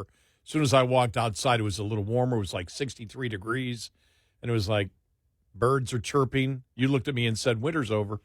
Yeah, it's like over. Remember, it was just a few minutes ago when they were doing the long-term forecast saying that our region could be a lot cooler and wetter. Yeah. We weren't cooler than normal. And not really wetter and either. not really wetter. No. I mean, we had some rain, but I don't know if I'd have to look. I don't know by comparison for the entire season. I've seen, well, it rains more in January and February anyway, but I think it's like 5 inches of rain we've had. Mm-hmm. And the thing is that, well, I mean, typically we'll get some end of November, early December, because it inevitably, the moment I put my Christmas lights up outside, it rains. We get a good shower, right? But in terms of cooler weather, we've had cold spells. We had one really good cold spell, and that was pretty much it. That's it. I joked then, hey, in Texas, we're having our winter over the next few days, and that was really about it. I mean, it's gotten down to freezing again, but it's nothing. Last weekend it was cold, but not really cold. I think 30, 31 degrees. That was it. I'm ready for it, but I'm not ready to get back to the lawn work every week. You know, I don't think I've really stopped. I've been doing something in the lawn every week to 10 days. And when everything greens up, then it's pretty much, I don't know, probably every day or two. Yeah, we're just a little over normal for rain. Mm-hmm. It's normally almost 5 inches. We're about almost 6. Remember when the El Nino thing was a thing? Yeah. It's going to be the worst El Nino ever. I think the Weather Channel gave this El Nino a name. and then, I don't know, it was a few weeks ago. Okay, maybe a month ago. I'm sorry. I had it wrong. Mm-hmm. We've had a little less precipitation than we normally have. Okay, that makes sense. That's in my mind, that's kind of the way it feels. Yeah, I don't remember it. Yeah, maybe just a little less or right on where we normally are. So it's been normal. And that whole El Nino thing that was oh my gosh, it's, make sure you have your will and all of your affairs in order kind of thing. And then it was about a month ago, maybe a little bit longer. They were like, yeah, we don't think it's going to continue on to be the worst thing ever. Now, there were things that came out of it. It's like after the fact. Yeah, you know what? It wasn't so bad. I mean, they did get, of course, there were some things that, some people got quite a bit of rain. But it wasn't nearly what they thought it was going to be. And I don't know. I'm okay with the longer hours of sun coming up earlier and then setting later. I love the longer days. So bring it on. All right, now looking at the situation with Donald Trump. Mm-hmm. CNN has been covering this extensively. I'm amazed that more conservative outlets have not. Because when we look at the civil trial and what Trump owes the $355 million, whatever that is, well, this has been out there, but like I said, not widely reported that Trump, because the Security and Exchange Commission said, okay, Truth Social can do that merger. Yeah. Yeah. That means $4 billion to Trump. Yeah, it was a huge windfall. Or ultimately will be. I said let me just read part of this here from, the big news about the former president, this is from CNN, because they've been covering it extensively, actually. In fact, what I've seen is they've covered it the most. Mm-hmm. Well, I saw one article from Wall Street Journal on it. That was 4 or 5 days ago, maybe. But it's not like it's in Republican circles where everybody's talking about the fact that, the $355 million is no problem because he's got $4 billion coming in. Doesn't mean he can cash the whole $4 billion. Right. But while the big news about former President Donald Trump last week was the $355 million ruling against him, there was another piece of Trump-related financial news that did not get nearly as much attention. The Security and Exchange Commission approved a merger between Trump Media and Technology Group, which owns the social media platform Truth Social, and Digital World Acquisition Corp., a blank check firm that takes private companies public. The green light from the SEC removes the last major obstacle to the deal, and it could have even larger implications for Trump's bank account and, more importantly, the 2020 presidential election and the role of the media and money in it than the civil fraud ruling. If shareholders approve the merger, it would enable Trump to go public and Trump to own a stake worth about $4 billion. Like many things involving Trump politics and the media, this would be unprecedented. I'm sorry, that's funny to me. Yeah. So that is really going to be interesting to see what happens there, because the Trump lawyers went and said, look, we need 30 days to start, whatever, paying this. And Letitia James is saying, we're going to take the buildings. Right. And that's going on now. It would be interesting to see. But if this thing is a go, there will be people that will lend Trump money now. Well, actually, I thought about that on the way in. I don't know why I was thinking about it. Just the story was top of mind, I guess. Thinking about there are many ways for him to raise, and you can just round it up to $400 million. And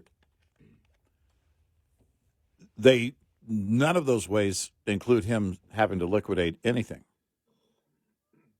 Now, he would pay interest. He would pay a great deal of interest. No one's going to do it for free. But you could see that. I could see it happening. I mean, there's a number of ways, even before this, that this could happen, where he can raise $400 million. It's all going to be private sector things. Now, the question is going to be is that, again, how much time does he have? As you mentioned, Letitia James. No, we're moving in now. We're going to go to the judge. And, of course, the judge is going to go, yeah, do whatever you want. The guy's so insane. And that's the question. How much time does he have? So you're looking to put together some kind of deal where someone is going to essentially lend you the money, I don't know, take control of assets or using the certain assets as collateral, just so you can. By the way, all of this just so he can get to the appeal level, right? And so it is. It's a temporary deal. It's a short-term deal, and the other parties are going to have that are involved. By the way, it also could be banks, and during this process, Gary, he's probably going to be looking to gain favor with those banks in this deal. There might be some insurance companies involved, and if that's the case, he's also going to be looking to gain favor with those insurance companies. And I actually thought about that. Okay, let's say he negotiates a deal. He goes in, and there are those willing to lend him money. It's going to be what they call hard money. He's going to pay a fee for that, but long enough to essentially get this thing turned around. It's the billionaire's version of subprime lending, but what they call hard money. We do this, and basically, a number of his assets could be involved. Okay, these are, willing to put this up, for this hard money, for this fast money very quickly. And then he uses that money, and then he's, of course, going to be looking to get all of that back. Plus interest. Yeah, plus they're going to be looking to get theirs back plus interest. Yeah, because he gets the interest back too, right? Right. Well, from the state of New York? I would think so. How could he not? Well, because they're putting it in escrow. So the state of New York's not going to have it. Right. It will be in escrow. Right. But if it's not his, it would have to be with interest, because he certainly would be losing out on the benefit of that interest based on the principal amount of $355 million, which is, I don't know, last time I looked, a lot of money that would be gaining a lot of interest. Because I think they're already charging him interest from when he was found guilty. Right. Because that's why they're talking about the figures closer to 450 you're talking to about 500 that direct million. Interest that they're charging him. That they're charging him, that right. he would get that back. Right. Oh, yeah. Yeah. No, I think there's a case to be made. Definitely a case to be made there. Everything that he loses, he gets back directly. And then could you even capitalize on it further? I don't know about going after the state of New York or how we'd want to pursue that. But in the appeals process, that's probably going to happen fairly quickly. But I don't know. See, there's so much that right now the timing is very interesting, because there's only so much he can do. Let's say he wins November 5th, then he's president-elect. So and now he's still got, control of things in the private sector. And just like when he was becoming president, during the interim period, during what they call the transition period, you have to turn over those assets and put them into trusts and everything else. Well, but he also has to deal with this fine that has been levied against him and still has to seek, some kind of, he still has to go through the appeals process in order to get the high court ultimately to give him what he wants, and we believe that's going to happen, that this will be overturned. But I don't know how it plays out if he's, after November 5th, if he's President-elect Trump, and how long this whole thing takes. I'll say this. It should be overturned. I don't know if it will be. Well, yeah. I have confidence that it will be, but that confidence may be crushed by the wrong decision, which would clearly be the wrong decision. It would shock me if the high court looks at this and goes, oh, yeah. Any attorney general can come in and go, we don't like the way you did business, so we're banning you from the state and taking all your stuff. That would shock me. But if the process is going to take longer, I don't know how it's affected if he is in the White House and what that looks like.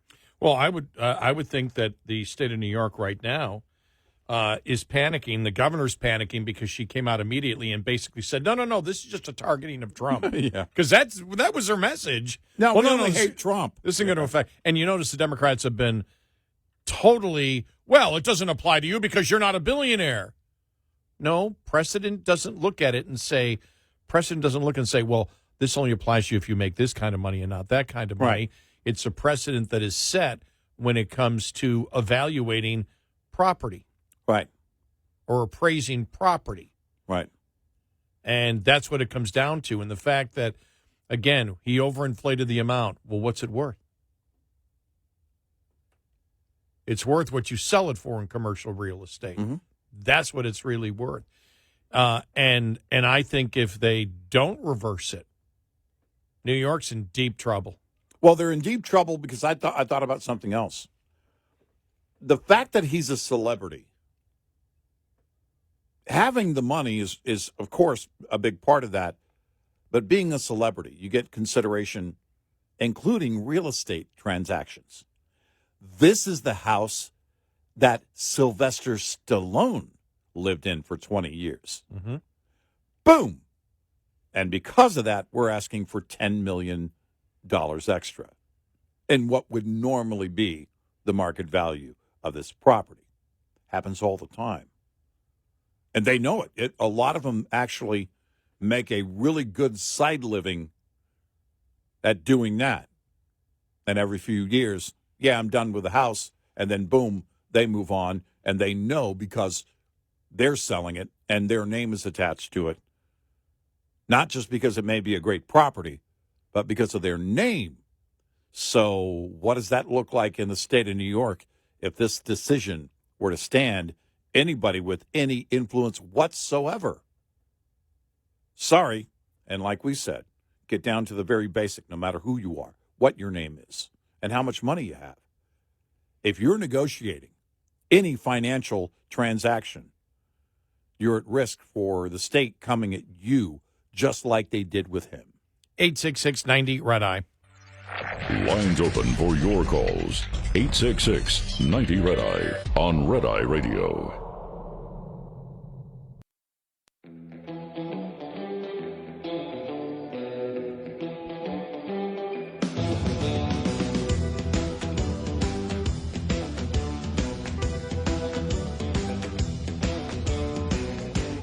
It's Red Eye Radio. He is Eric Harley, and I'm Gary McNamara. Good morning. Thanks for being here. Well, there you go. A New York State appellate court has denied an attempt by New York City leaders to implement a law that would allow non-citizens a vote in local elections. The 3-1 ruling issued Wednesday by the Appellate Division for the Second Judicial Department. The body said the law violated the New York Constitution and the municipal home rule law. It must be declared null and void, the court said in a 43-page ruling. The law was passed in December of 2021 by the City Council and created a class of municipal voters comprising non-citizens who reside in the city for at least 30 days before an election and register or pre-register to vote. Municipal voters would be granted the right to participate in elections for mayor, public advocate, comptroller, borough president, and council member. The law faced legal challenges almost immediately. It would have applied to some 800,000 new eligible voters in the city of 8.5 million. However, the appellate court said that the clause in the state constitution says every citizen shall be entitled to vote. And that applies exclusively to U.S. citizens, the New York court ruled. So, Not resident. not citizens. resident. Right, citizen. And I guarantee, I haven't read the dissent of the one judge, I guarantee they said, well, a citizen is a resident. Yeah, no. I can almost guarantee that's what they'd be. Well, you have to say, well, you've got to say that in order to get to that, the point of saying. Yeah, you have to ignore that very critical word. Yeah. And, you can't make that case. They're two different words on different pages of the dictionary for a reason. If you want to change it, then change it. Now, you have to change the Constitution, and you're not going to do that. Even changing a state constitution would be a big deal. Mm-hmm. But they didn't care about that. They didn't care about that when they voted on this. And I'm glad the court at least saw it for what it is, a violation of that Constitution.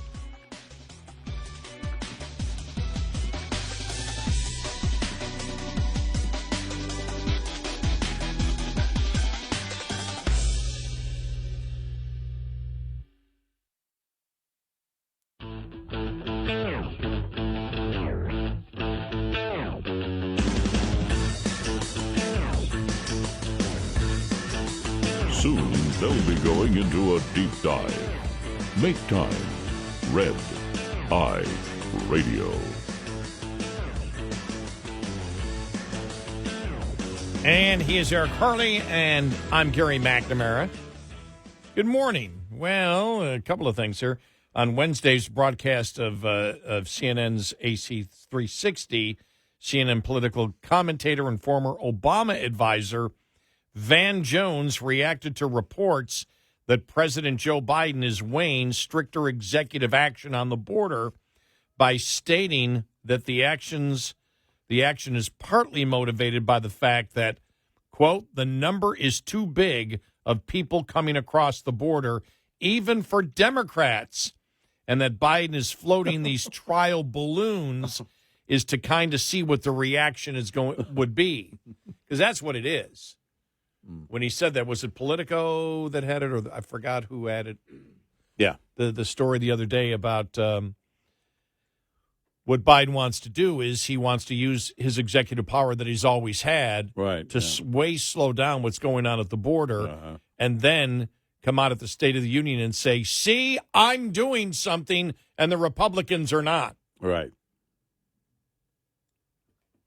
And, of course, it would make the point that Biden was lying to the American public all the time over the last few years when he said he doesn't have the ability to close the border. And then it would be clear in the mind that the reason that the border is the way that the border is because the president reversed policies of the Trump administration, and that's why this happened. Plus, when he was campaigning, he invited everybody around the world to come on in. And you may be scoffing at this, thought that this is what he's going to do and announce it, at the State of the Union. But then you just have to pay attention to the recent history. Was it his first joint address to Congress? I think it was. It may have been. Where he said, everyone was talking about defund the police, and no, we have to fund them. Fund them, when it was his side that was all for defunding the police. Make it seem like in the moment that you've got strength on that position. And that would be right out of the Biden playbook. Because Biden doesn't really believe anything. Biden doesn't really have any convictions.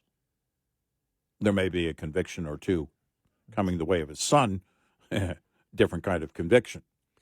Now, here's the lie from Van Jones. Here's the reality. Everybody has a number that is too big before they say something's got to be done. Some Republicans, if one person came across and they're undocumented, they'd say, shut the whole border down, build the wall, and never let the door be back open. For some people, it might be 10. For some people, it might be 100,000, 1 million, 5 million, 50 million. At some point, the number's too big, even for Democrats. And now we're at a place where, because Congress won't act, Republicans won't let Congress act. The number is too big of people coming across the border, even for Democrats. So, look, the president is going to take some action. The reality is the courts might strike it down. And to your point, he's floating these trial balloons to see what kind of reaction there is. But if Republicans are going to politicize the issue and they refuse to act on it, Biden has to do something. What a load of horse manure. Yeah. No, I mean, it's serious. I mean, that's just load the whole thing up. Come on. Yeah, you've loaded a big cart of manure on that one, yeah. I mean, just sit there. Well, he's making the case that the Republicans, could pass a bill that would make it to the president's desk that would say close down the border completely. Yeah. And we want it enforceable. We want the enforceable action there where the president must do this or you get no money. Mm-hmm. And we all know that Republicans can't get a bill through like that. Republicans can't get a bill through to close the border and have legal immigration. They can't get it done. Right. So Van Jones, of course, he has to lie about what the situation is at the border and the politics right now. Yeah. And we all know that, again, Andrew McCarthy keeps pointing out the section in immigration law that says the president has the absolute ability. And he had it in National Review the other day. And if you read it, it's crystal clear. I mean, it's not like, okay, you can take this a few different ways. Mm-hmm. It's like, well, no, the president has the ability to shut it down. Right. Especially if you have emergencies like we have now. Well, it requires him to reverse the things he did in his first days in office on this front. He has to go back and reverse Joe Biden. And he can't do it? He can't do it. I've been saying for a while. This isn't just about doing things that Trump did. One thing that Joe Biden won't do is reverse Joe Biden. So it's not going to happen. It just isn't. These aren't going to be meaningful things at all. Anything that he does do on the border will be temporary.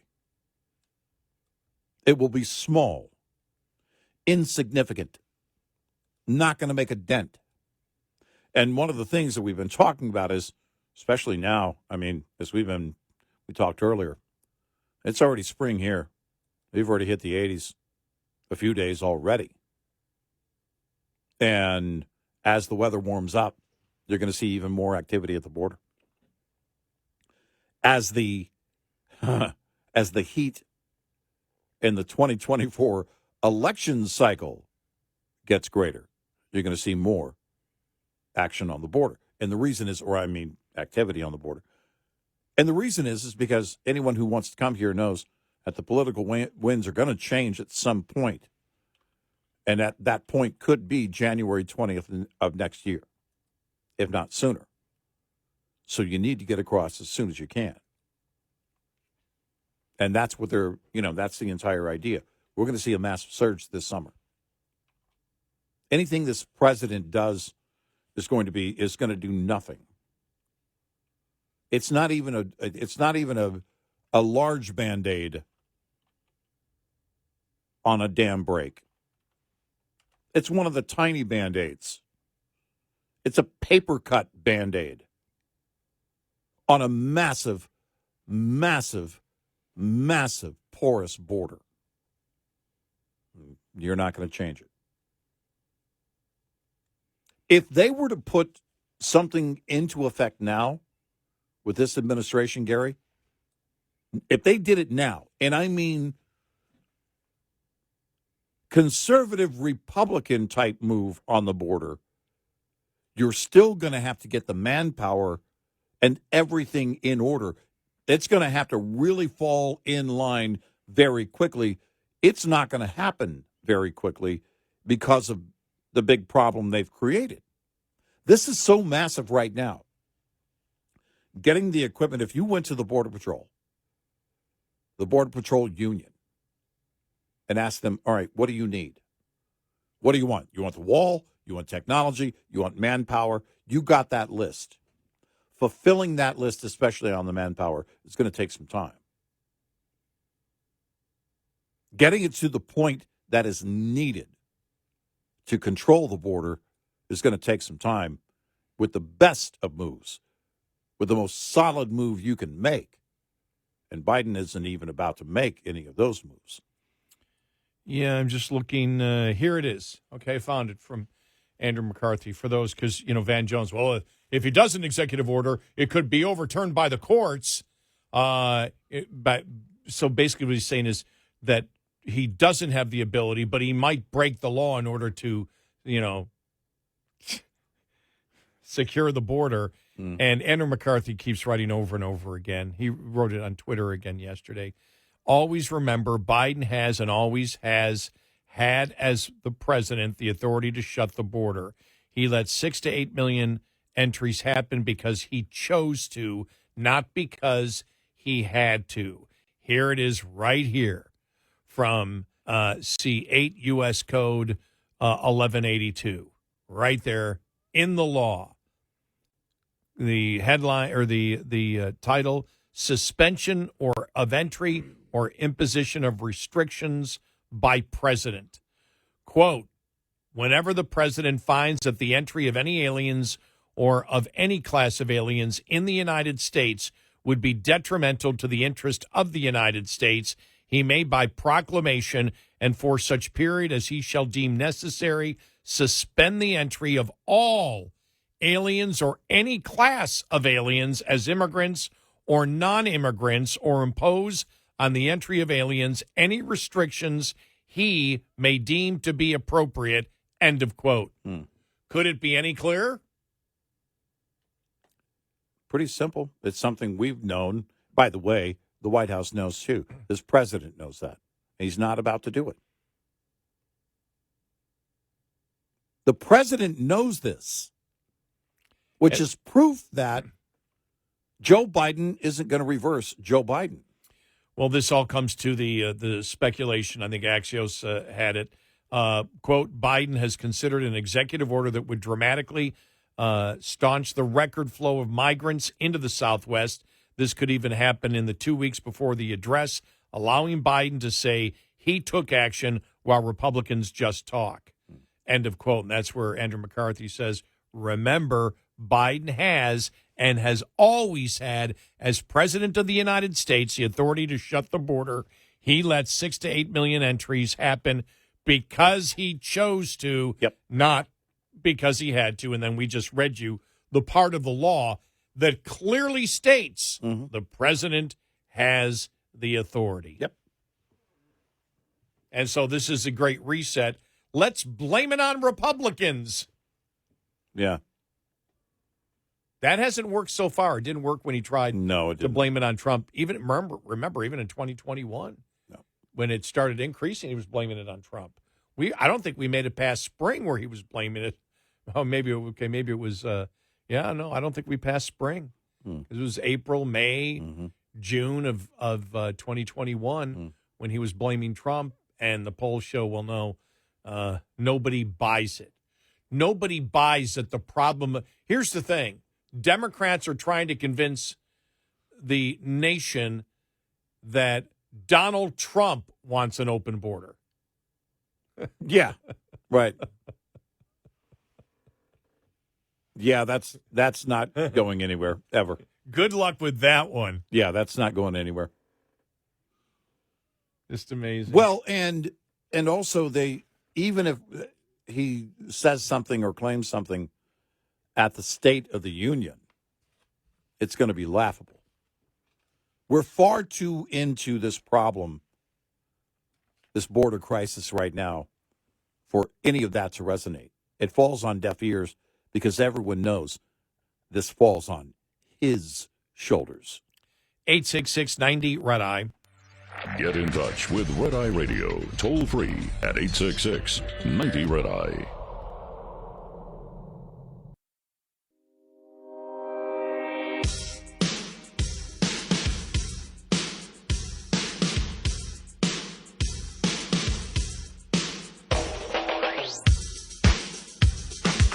It's Red Eye Radio. He's Eric Carly, and I'm Gary McNamara. So Van Jones said that yesterday. Then you had Paul Begala, well-known Democratic activist, on Wednesday, broadcast of CNN's The Source. CNN political commentator Paul Begala reacted to reports that President Joe Biden is weighing stricter executive action on the border by saying that the Democratic Party has been slow to come to the conclusion that we've got to have order in our immigration system, and that Biden is now going to give them order after belatedly saying that the border must be controlled. Begala said, I think the president has a good argument, which is we need new laws, and that the political argument that wins is when he says belatedly, but now says we have to control the border. I will close the border if Congress gives me the power. Later he said, people want order. We love immigrants. We think W had it right. I think Obama had it right. We used to say we're a nation of laws and a nation of immigrants. And I do think, by the way, this is getting into blah, blah, blah, yada, yada Right. territory. You're not saying anything now. You're not dealing with the issue now. Yeah. You're just, that's just. Yeah, you want to have the old, actually almost admittedly want to have the old discussion. This isn't about the old discussion. We've never been where we are right now. And again, what they're trying to say is that the Republicans don't want to close the border now, and they do. Yeah. I mean, it's the most bizarre thing. And then, and the president may get daring and do some executive orders. Daring. They could be bold. reversed. It's bold. No, we read you the law. The president has the ability to stop the flow at the border now. Yeah. He wishes not to do it. Yeah. The only thing daring this president does is puts extra bran into his breakfast. This is the only problem. It's true. This is the, only problem right now, aside from inflation and the economy, that the American people are, it shows in the polls, greatly concerned about. These two issues are neck and neck.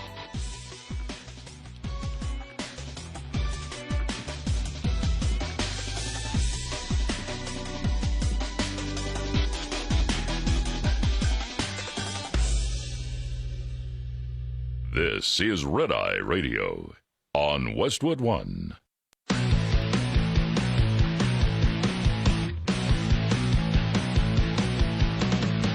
Now, it's Red Eye Radio. Gary McNamara and Eric Harley talk about everything from politics to social issues and news of the day. Whether you're up late or you're just starting your day, welcome to the show. From the Uniden America Studios, this is Red Eye Radio. All across America and around the planet, we are Red Eye Radio. He is Eric Harley, and I'm Gary McNamara. Good morning. Thank you so much for being here. Thank you. We had talked yesterday about California and the $73 billion now projected deficit that they're going to have this year. And we also talked about the one poll of North Carolina that shows Trump does the best in North Carolina against Gavin Newsom. Mm-hmm. And huge margins. Yeah. In North Carolina, right. Trump beats Biden by 3 points, beats Harris by 9, beats Newsom by 15 in North Carolina. Right. And so you just wonder, is that message coming out, okay, anything from California is tainted on the national level?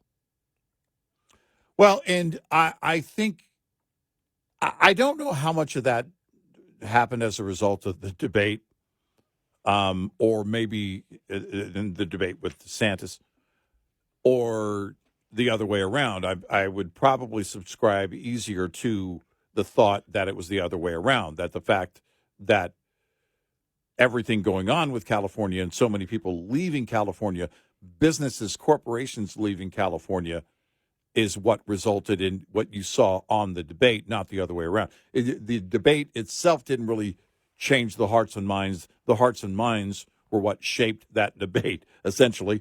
And that's where we are. And keep in mind, the recall, while he easily won the recall election, Newsom in California, it wasn't small. So even in his own state, and we know, I mean, all of our friends in Orange County, Kern County, and kind of, all over the state, and in secrecy in the Bay Area. Rural and in suburbs of San Diego. I have a friend who lives in San Francisco who is a conservative, and I can't give his name out. But those are, the things those are the dynamics, and also the type of governor, the type of politician that he is. He speaks a lot in these woke terms. He sounds like a guy on a commercial. And people want greater conviction. And to that point, I mean, even the far left want greater conviction. Now, they would love to have somebody who can sell the agenda easier than Biden, but there's pretty much anybody that you point to on the left. I think by now you can point to him and go, well, yeah, they could sell it better than Biden. So I think he's not he is radical, Newsom, but he doesn't talk, even though he speaks in these woke terms, he doesn't talk as radical as they want, the far left. So I think you're looking at a situation right now where the party, the Democratic Party, has a lot of searching to do as to who's going to be the future of their party. I don't have that name, but it probably is somebody that no one is talking about right now in terms of, who it might be in 28. But what about California? Where are they right now? You and I talked about it. We hadn't seen any of the information when it comes to taxes or, how are they doing economically? Mm-hmm. And this is one of the reasons that Newsom might be very wary about running for president. Number one, some of the polling numbers that we had just mentioned, just specifically North Carolina. We know it's just one poll, but really interesting to see the momentum of that poll. But Wall Street Journal covered it yesterday. California gets another budget deficit shock. The state's budget gnomes now project a $73 billion fiscal hole this year. The California Legislative Analyst Office on Tuesday increased this year's projected state budget shortfall to $73 billion, nearly twice as much as Governor Gavin Newsom forecasted last month. Ouch! Mr. Newsom has ambitions to reside in Washington, D.C., and based on the deficits, it looks like he'd fit right in. Mr. Newsom projected a $38 billion budget gap last month, $20 billion less than the LAO did at the same time. He's counting on a surge of tax revenue from capital gains after the rise in stock prices in recent months. Tech companies based in California have been among the biggest beneficiaries of the bull market. Artificial intelligence chip maker NVIDIA's stock price has increased by roughly 50% since November. The top 1% of California taxpayers pay about half of the state's income taxes. The state revenue usually rises and falls with capital gains. The mystery is, why isn't it happening this year?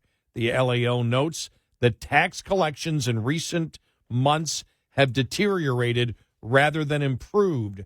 Recent revenue collections data reflect even further weakness relative to earlier estimates. The analyst notes corporate tax collections were a third lower in December relative to the year before. Income tax withholding and estimated payments from capital gains have also been weak. As California's tech sector companies have grown, equity pay withholding has increased as a share of the total income tax receipts, the LAO notes. Yet despite tech stock gains that should boost the amount of tax being withheld from paychecks, recent withholding has been underwhelming. Perhaps that is due in part to the underperformance of the overall state economy. I didn't know this. You know, the U.S. jobless rate, 3.7%. Florida, it's 3%. In California, 5.1% is the unemployment rate. The number of workers declined by 108,200 from December to December. The LAO recommends the legislature pull back one-time spending that has not been dispersed, such as wildfire resilience, flood control, and an IT overhaul for the unemployment benefit system, from which scammers pilfered tens of billions of dollars during the pandemic. As usual, transfer payments would keep growing, while important public works would be shelved. Mr. Newsom's budget proposal, released last month, rejects substantive spending cuts and relies on budget gimmicks. The big spenders in Sacramento, as much as in Washington, need to change. And they're not going, that's the thing, they're not going to change. They can't change. You know, it's like I saw, you know, the reparations bill has been completed and no cash. Yeah, right. And I did see someone say, well, we need to go to our rainy day budget. That's where you get the reparations from. Right. The rainy day budget. Mm-hmm. It's like, well, don't have enough in there either. No, you're not going to have enough because you still have to decide on how much it's going to be.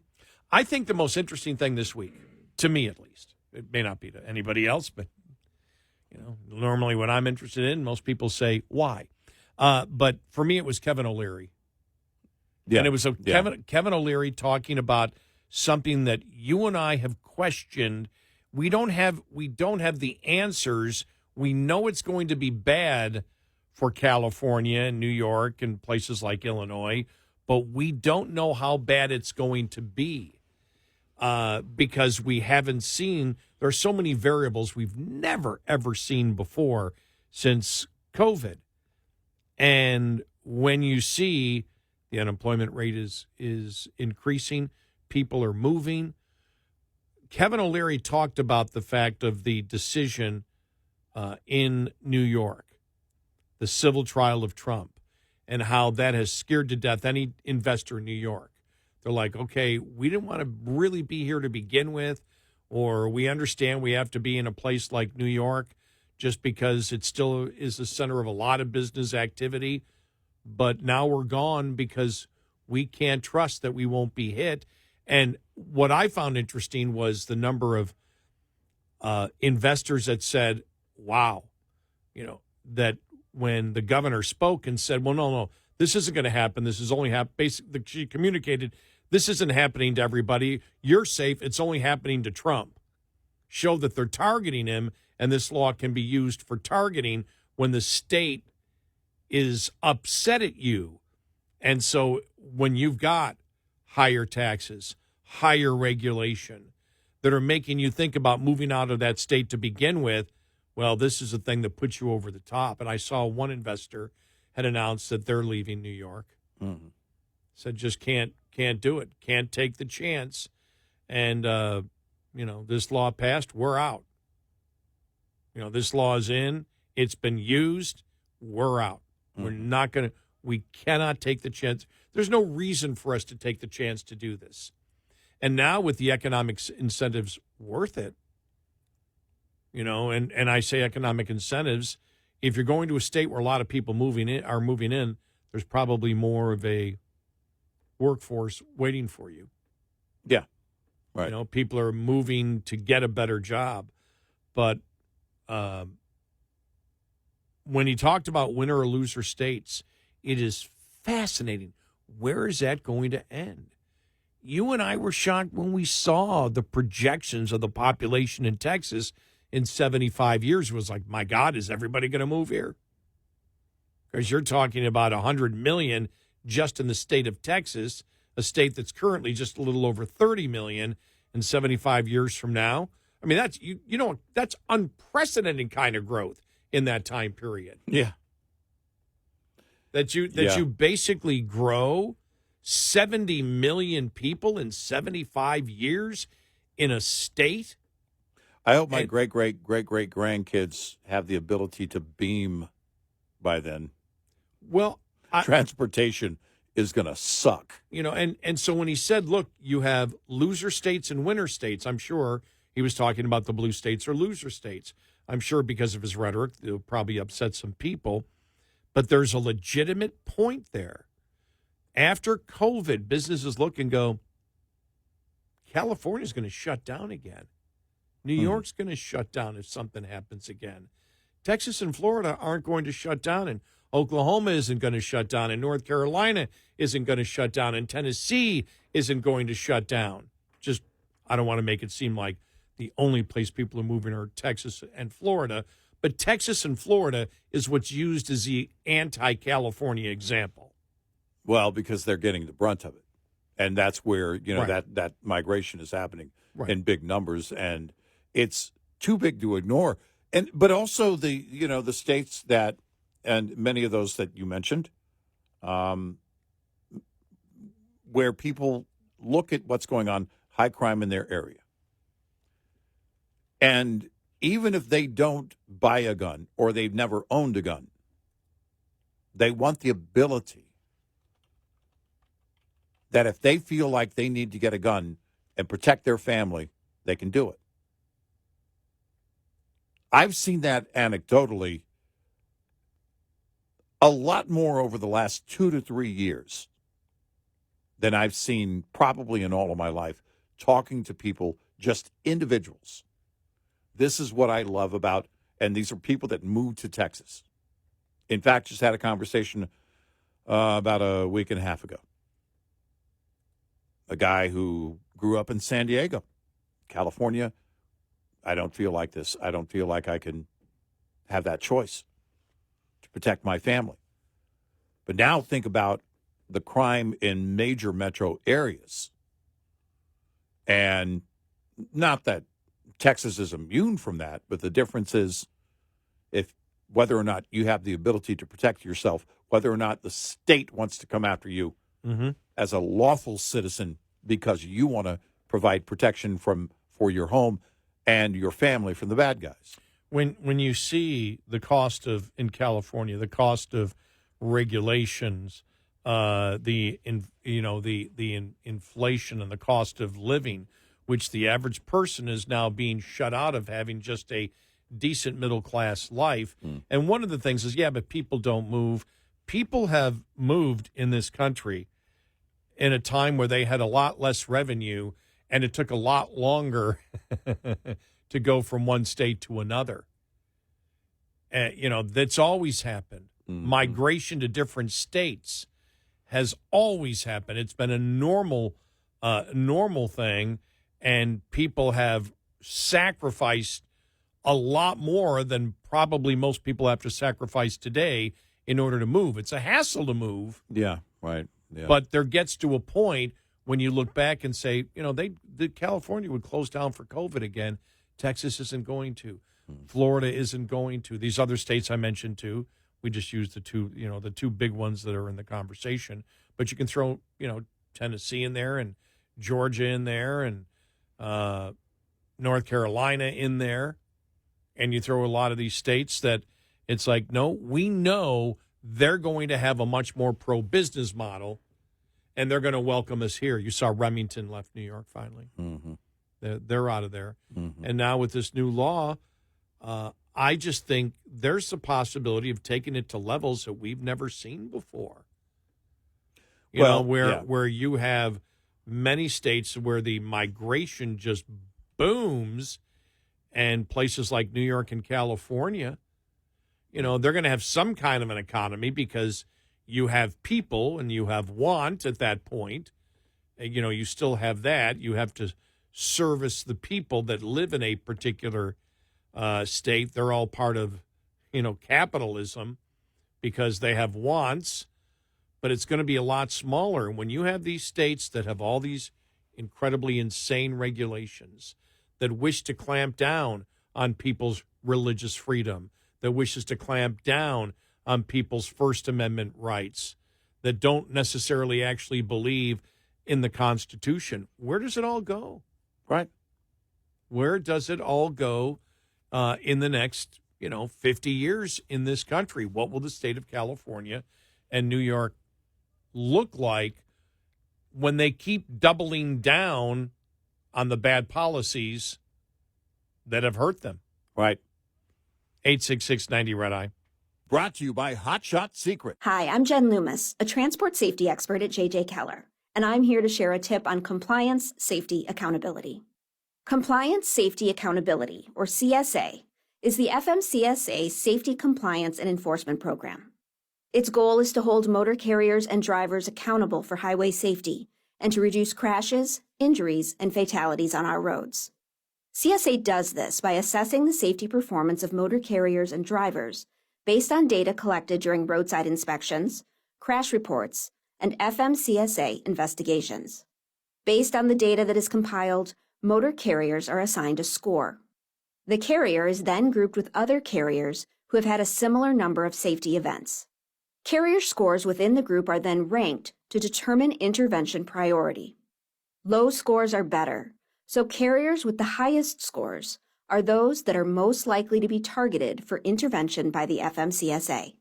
Interventions range in severity and may include warning letters, roadside, off-site, or on-site inspections, civil penalties, or operation out-of-service orders. This tip was brought to you by J.J. Keller and Associates. Visit us at jjkeller.com.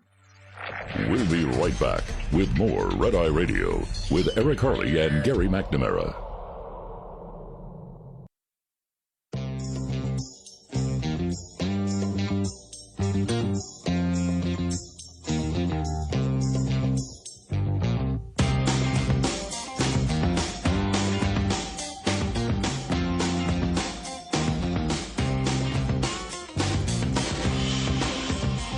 It's Red Eye Radio. He's Eric Harley, and I'm Gary McNamara. James Biden, that's Joe Biden's brother, testifies. We'll get that. Riley Gaines, the assault investigation was suspended by San Francisco State University police with no charges yesterday. That's where she was held in that room. Right. And all that. They say the charges are unfounded. I still need a further explanation of that.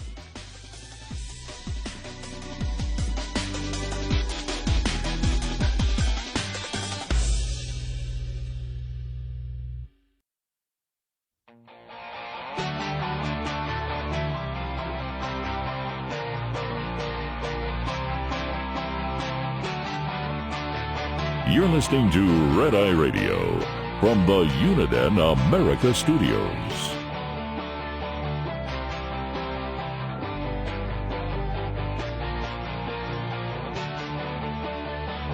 It's Red Eye Radio. He's Eric Harley, and I'm Gary McNamara. This is interesting here. As we know, James Biden, Joe Biden's brother, went before Congress yesterday. And just reading here, GOP lawmakers on Wednesday accused James Biden of contradicting himself during testimony about his brother's business dealings with the family. The president's brother initially said he was not part of a deal with his nephew and business associates Rob Walker, Tony Bobulinski, and James Gilliar, according to a source familiar with the interview. But when presented with an agreement with his signature on it, Biden changed his story, saying he did not recall signing the document. Now, we don't know. It was an 8-hour deposition, so there's so much we don't know. But we know the Republicans came out with that, and there's a reason. Because they came out and said he's not credible. Now, my point would be that if he said he never did business and you present him with the document and then he says, well, I don't remember it, is that perjury? Well, that's the thing, is that it is certainly the point to attack credibility, but I mean, you really need to get into the fact that it appears he's lying. And if there is a penalty of perjury here, then that needs to be pursued, because we're not talking about a small thing. He didn't come out and say, things like, well, I can't tell you how much my brother was involved on a daily basis or wasn't.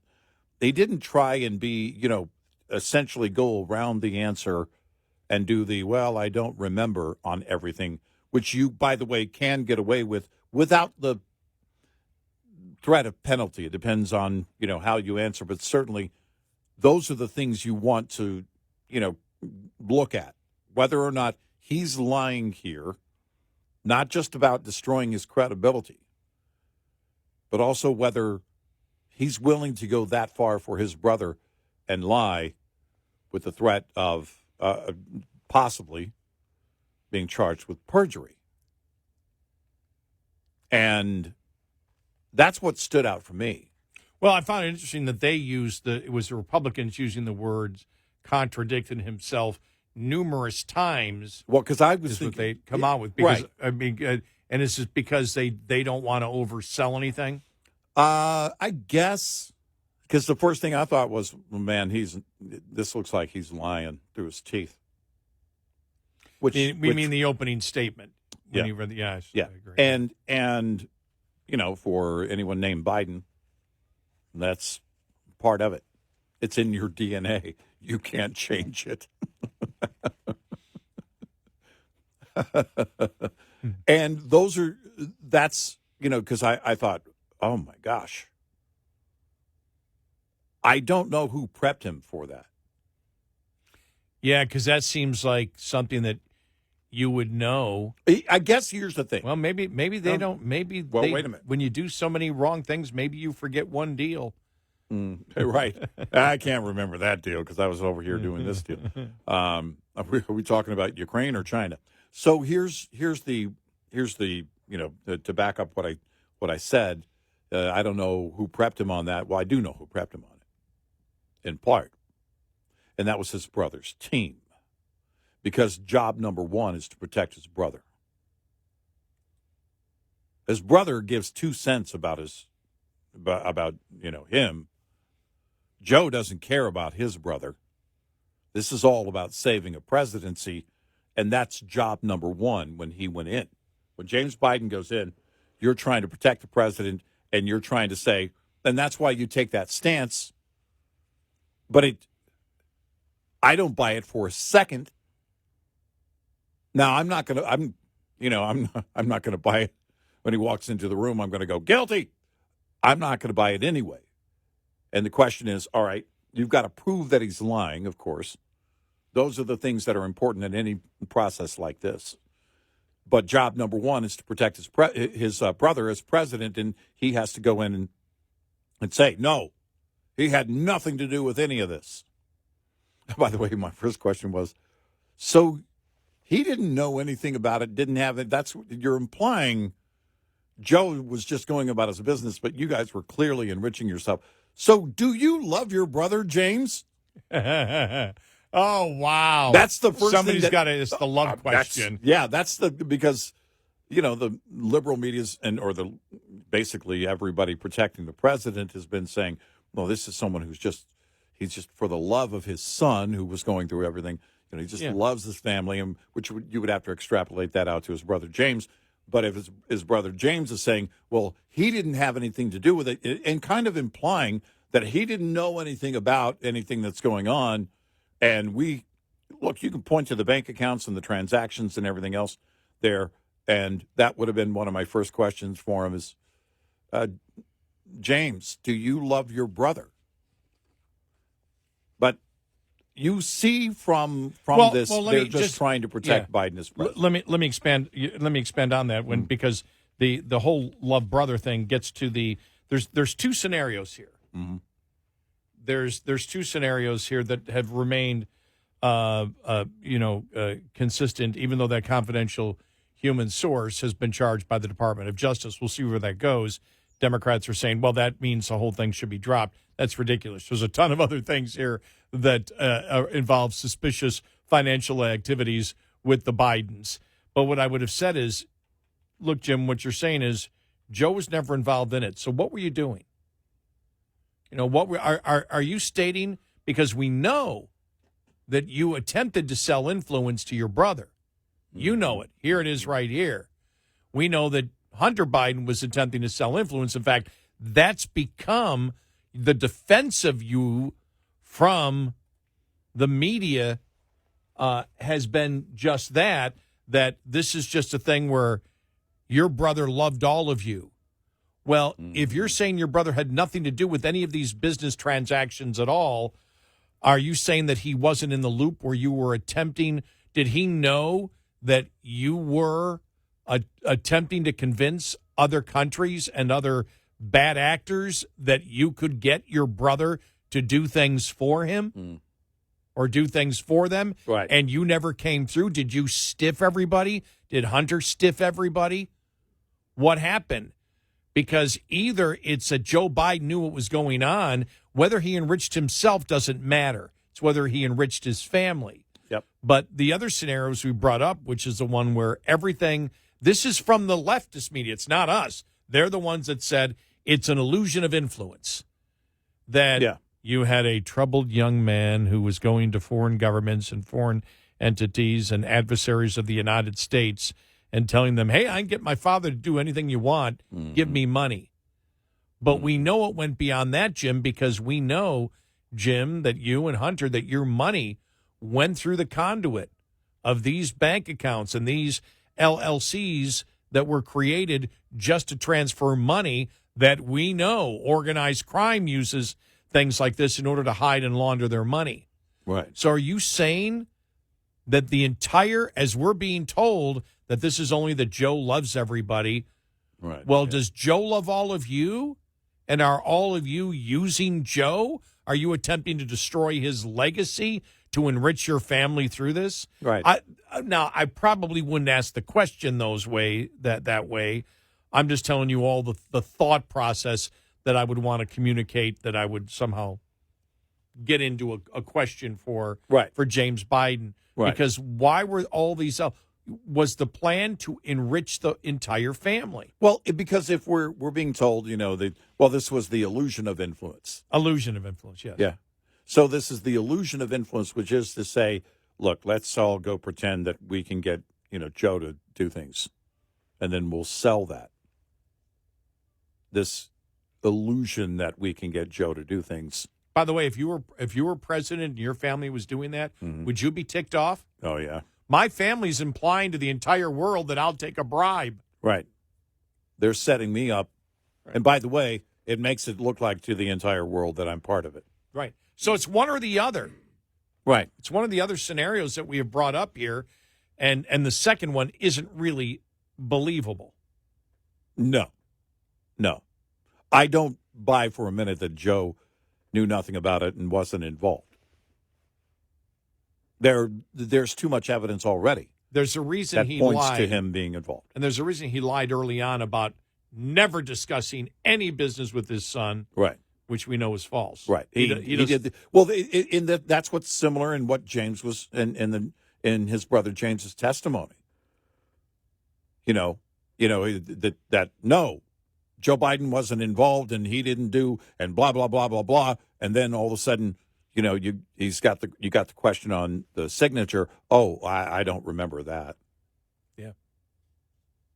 And that's where the goalpost was moving. I mean, in this case, it was within the 8-hour testimony. But in the case of the Biden and Joe Biden and the administration, it was over a period of whatever, however long this has been going on, and that is that goalpost moving The entire field has moved now. Well, it shows by asking those questions and then providing saying, "Well, you signed on the deal."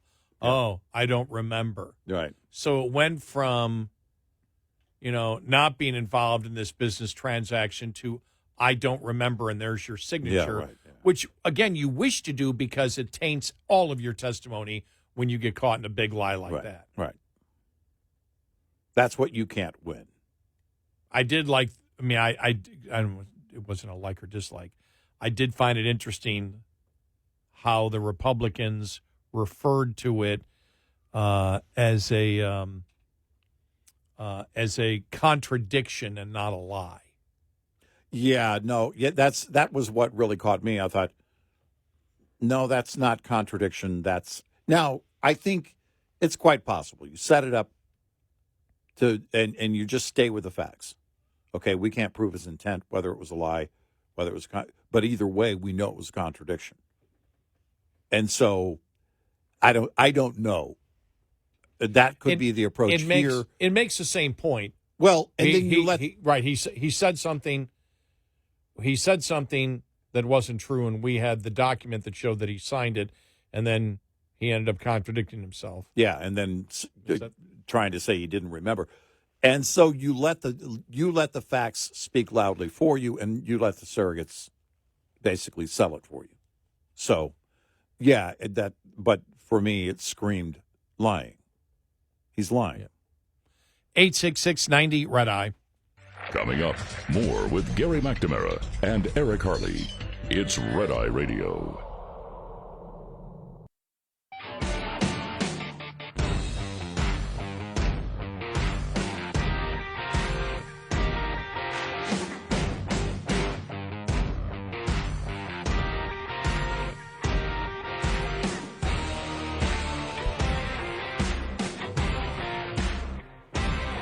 It's Red Eye Radio. He is Eric Harley, and I'm Gary McNamara. I love this here. James Freeman, op-ed piece, Wall Street Journal. When will politicians stop calling themselves progressives? A brand can only survive so many deadly disasters. I just love it. Yeah, where do you go next, right? Because think about that. That label, that word, progressives, it implied we're forward thinking. Remember the whole MSNBC lean forward? Remember that? Oh, yes. Oh, my gosh. Yeah, well, I kind of take caution when someone tells me to lean forward. That was dumb. That was just dumb. Lean forward. So stupid. And that word progressive, of course, we've laughed at it for a long time. But then you look at it and go, yeah, we're not really getting anywhere. I mean, they may look at it and say, hey, we're still winning elections, but you're not getting anywhere. You're not properly describing who you are. And communist has already taken. So you got to come up with something. Well, when I started thinking MSNBC lean forward. If we tried something like that here on Red Eye Radio, Red Eye Radio, lean forward. You're like, nah, that just doesn't fit. But if it was Red Eye Radio, hey, stand up straight, that would fit. No, we should go with that. I actually like that. You like that? Stand up straight. Stand up straight. Be taller. Right. Or instead of lean forward, we're Red Eye Radio. Stop slouching. Stop slouching. Oh, man, I'm going to have to make some coffee cups now. I mean, whenever I thought about it, when MSNBC had that lean forward, it's like somebody's like leaning, Yeah, it's like, exactly. Why's that guy leaning like that? Leaning forward. It made no sense. Right. It's not like go forward. It's like, well, lean forward. We're not even fully committed to going forward. Just sort of lean. Just lean. Right. Pretend like you're going forward. Well, that's right out of the Democratic playbook. Okay, why not? Yeah.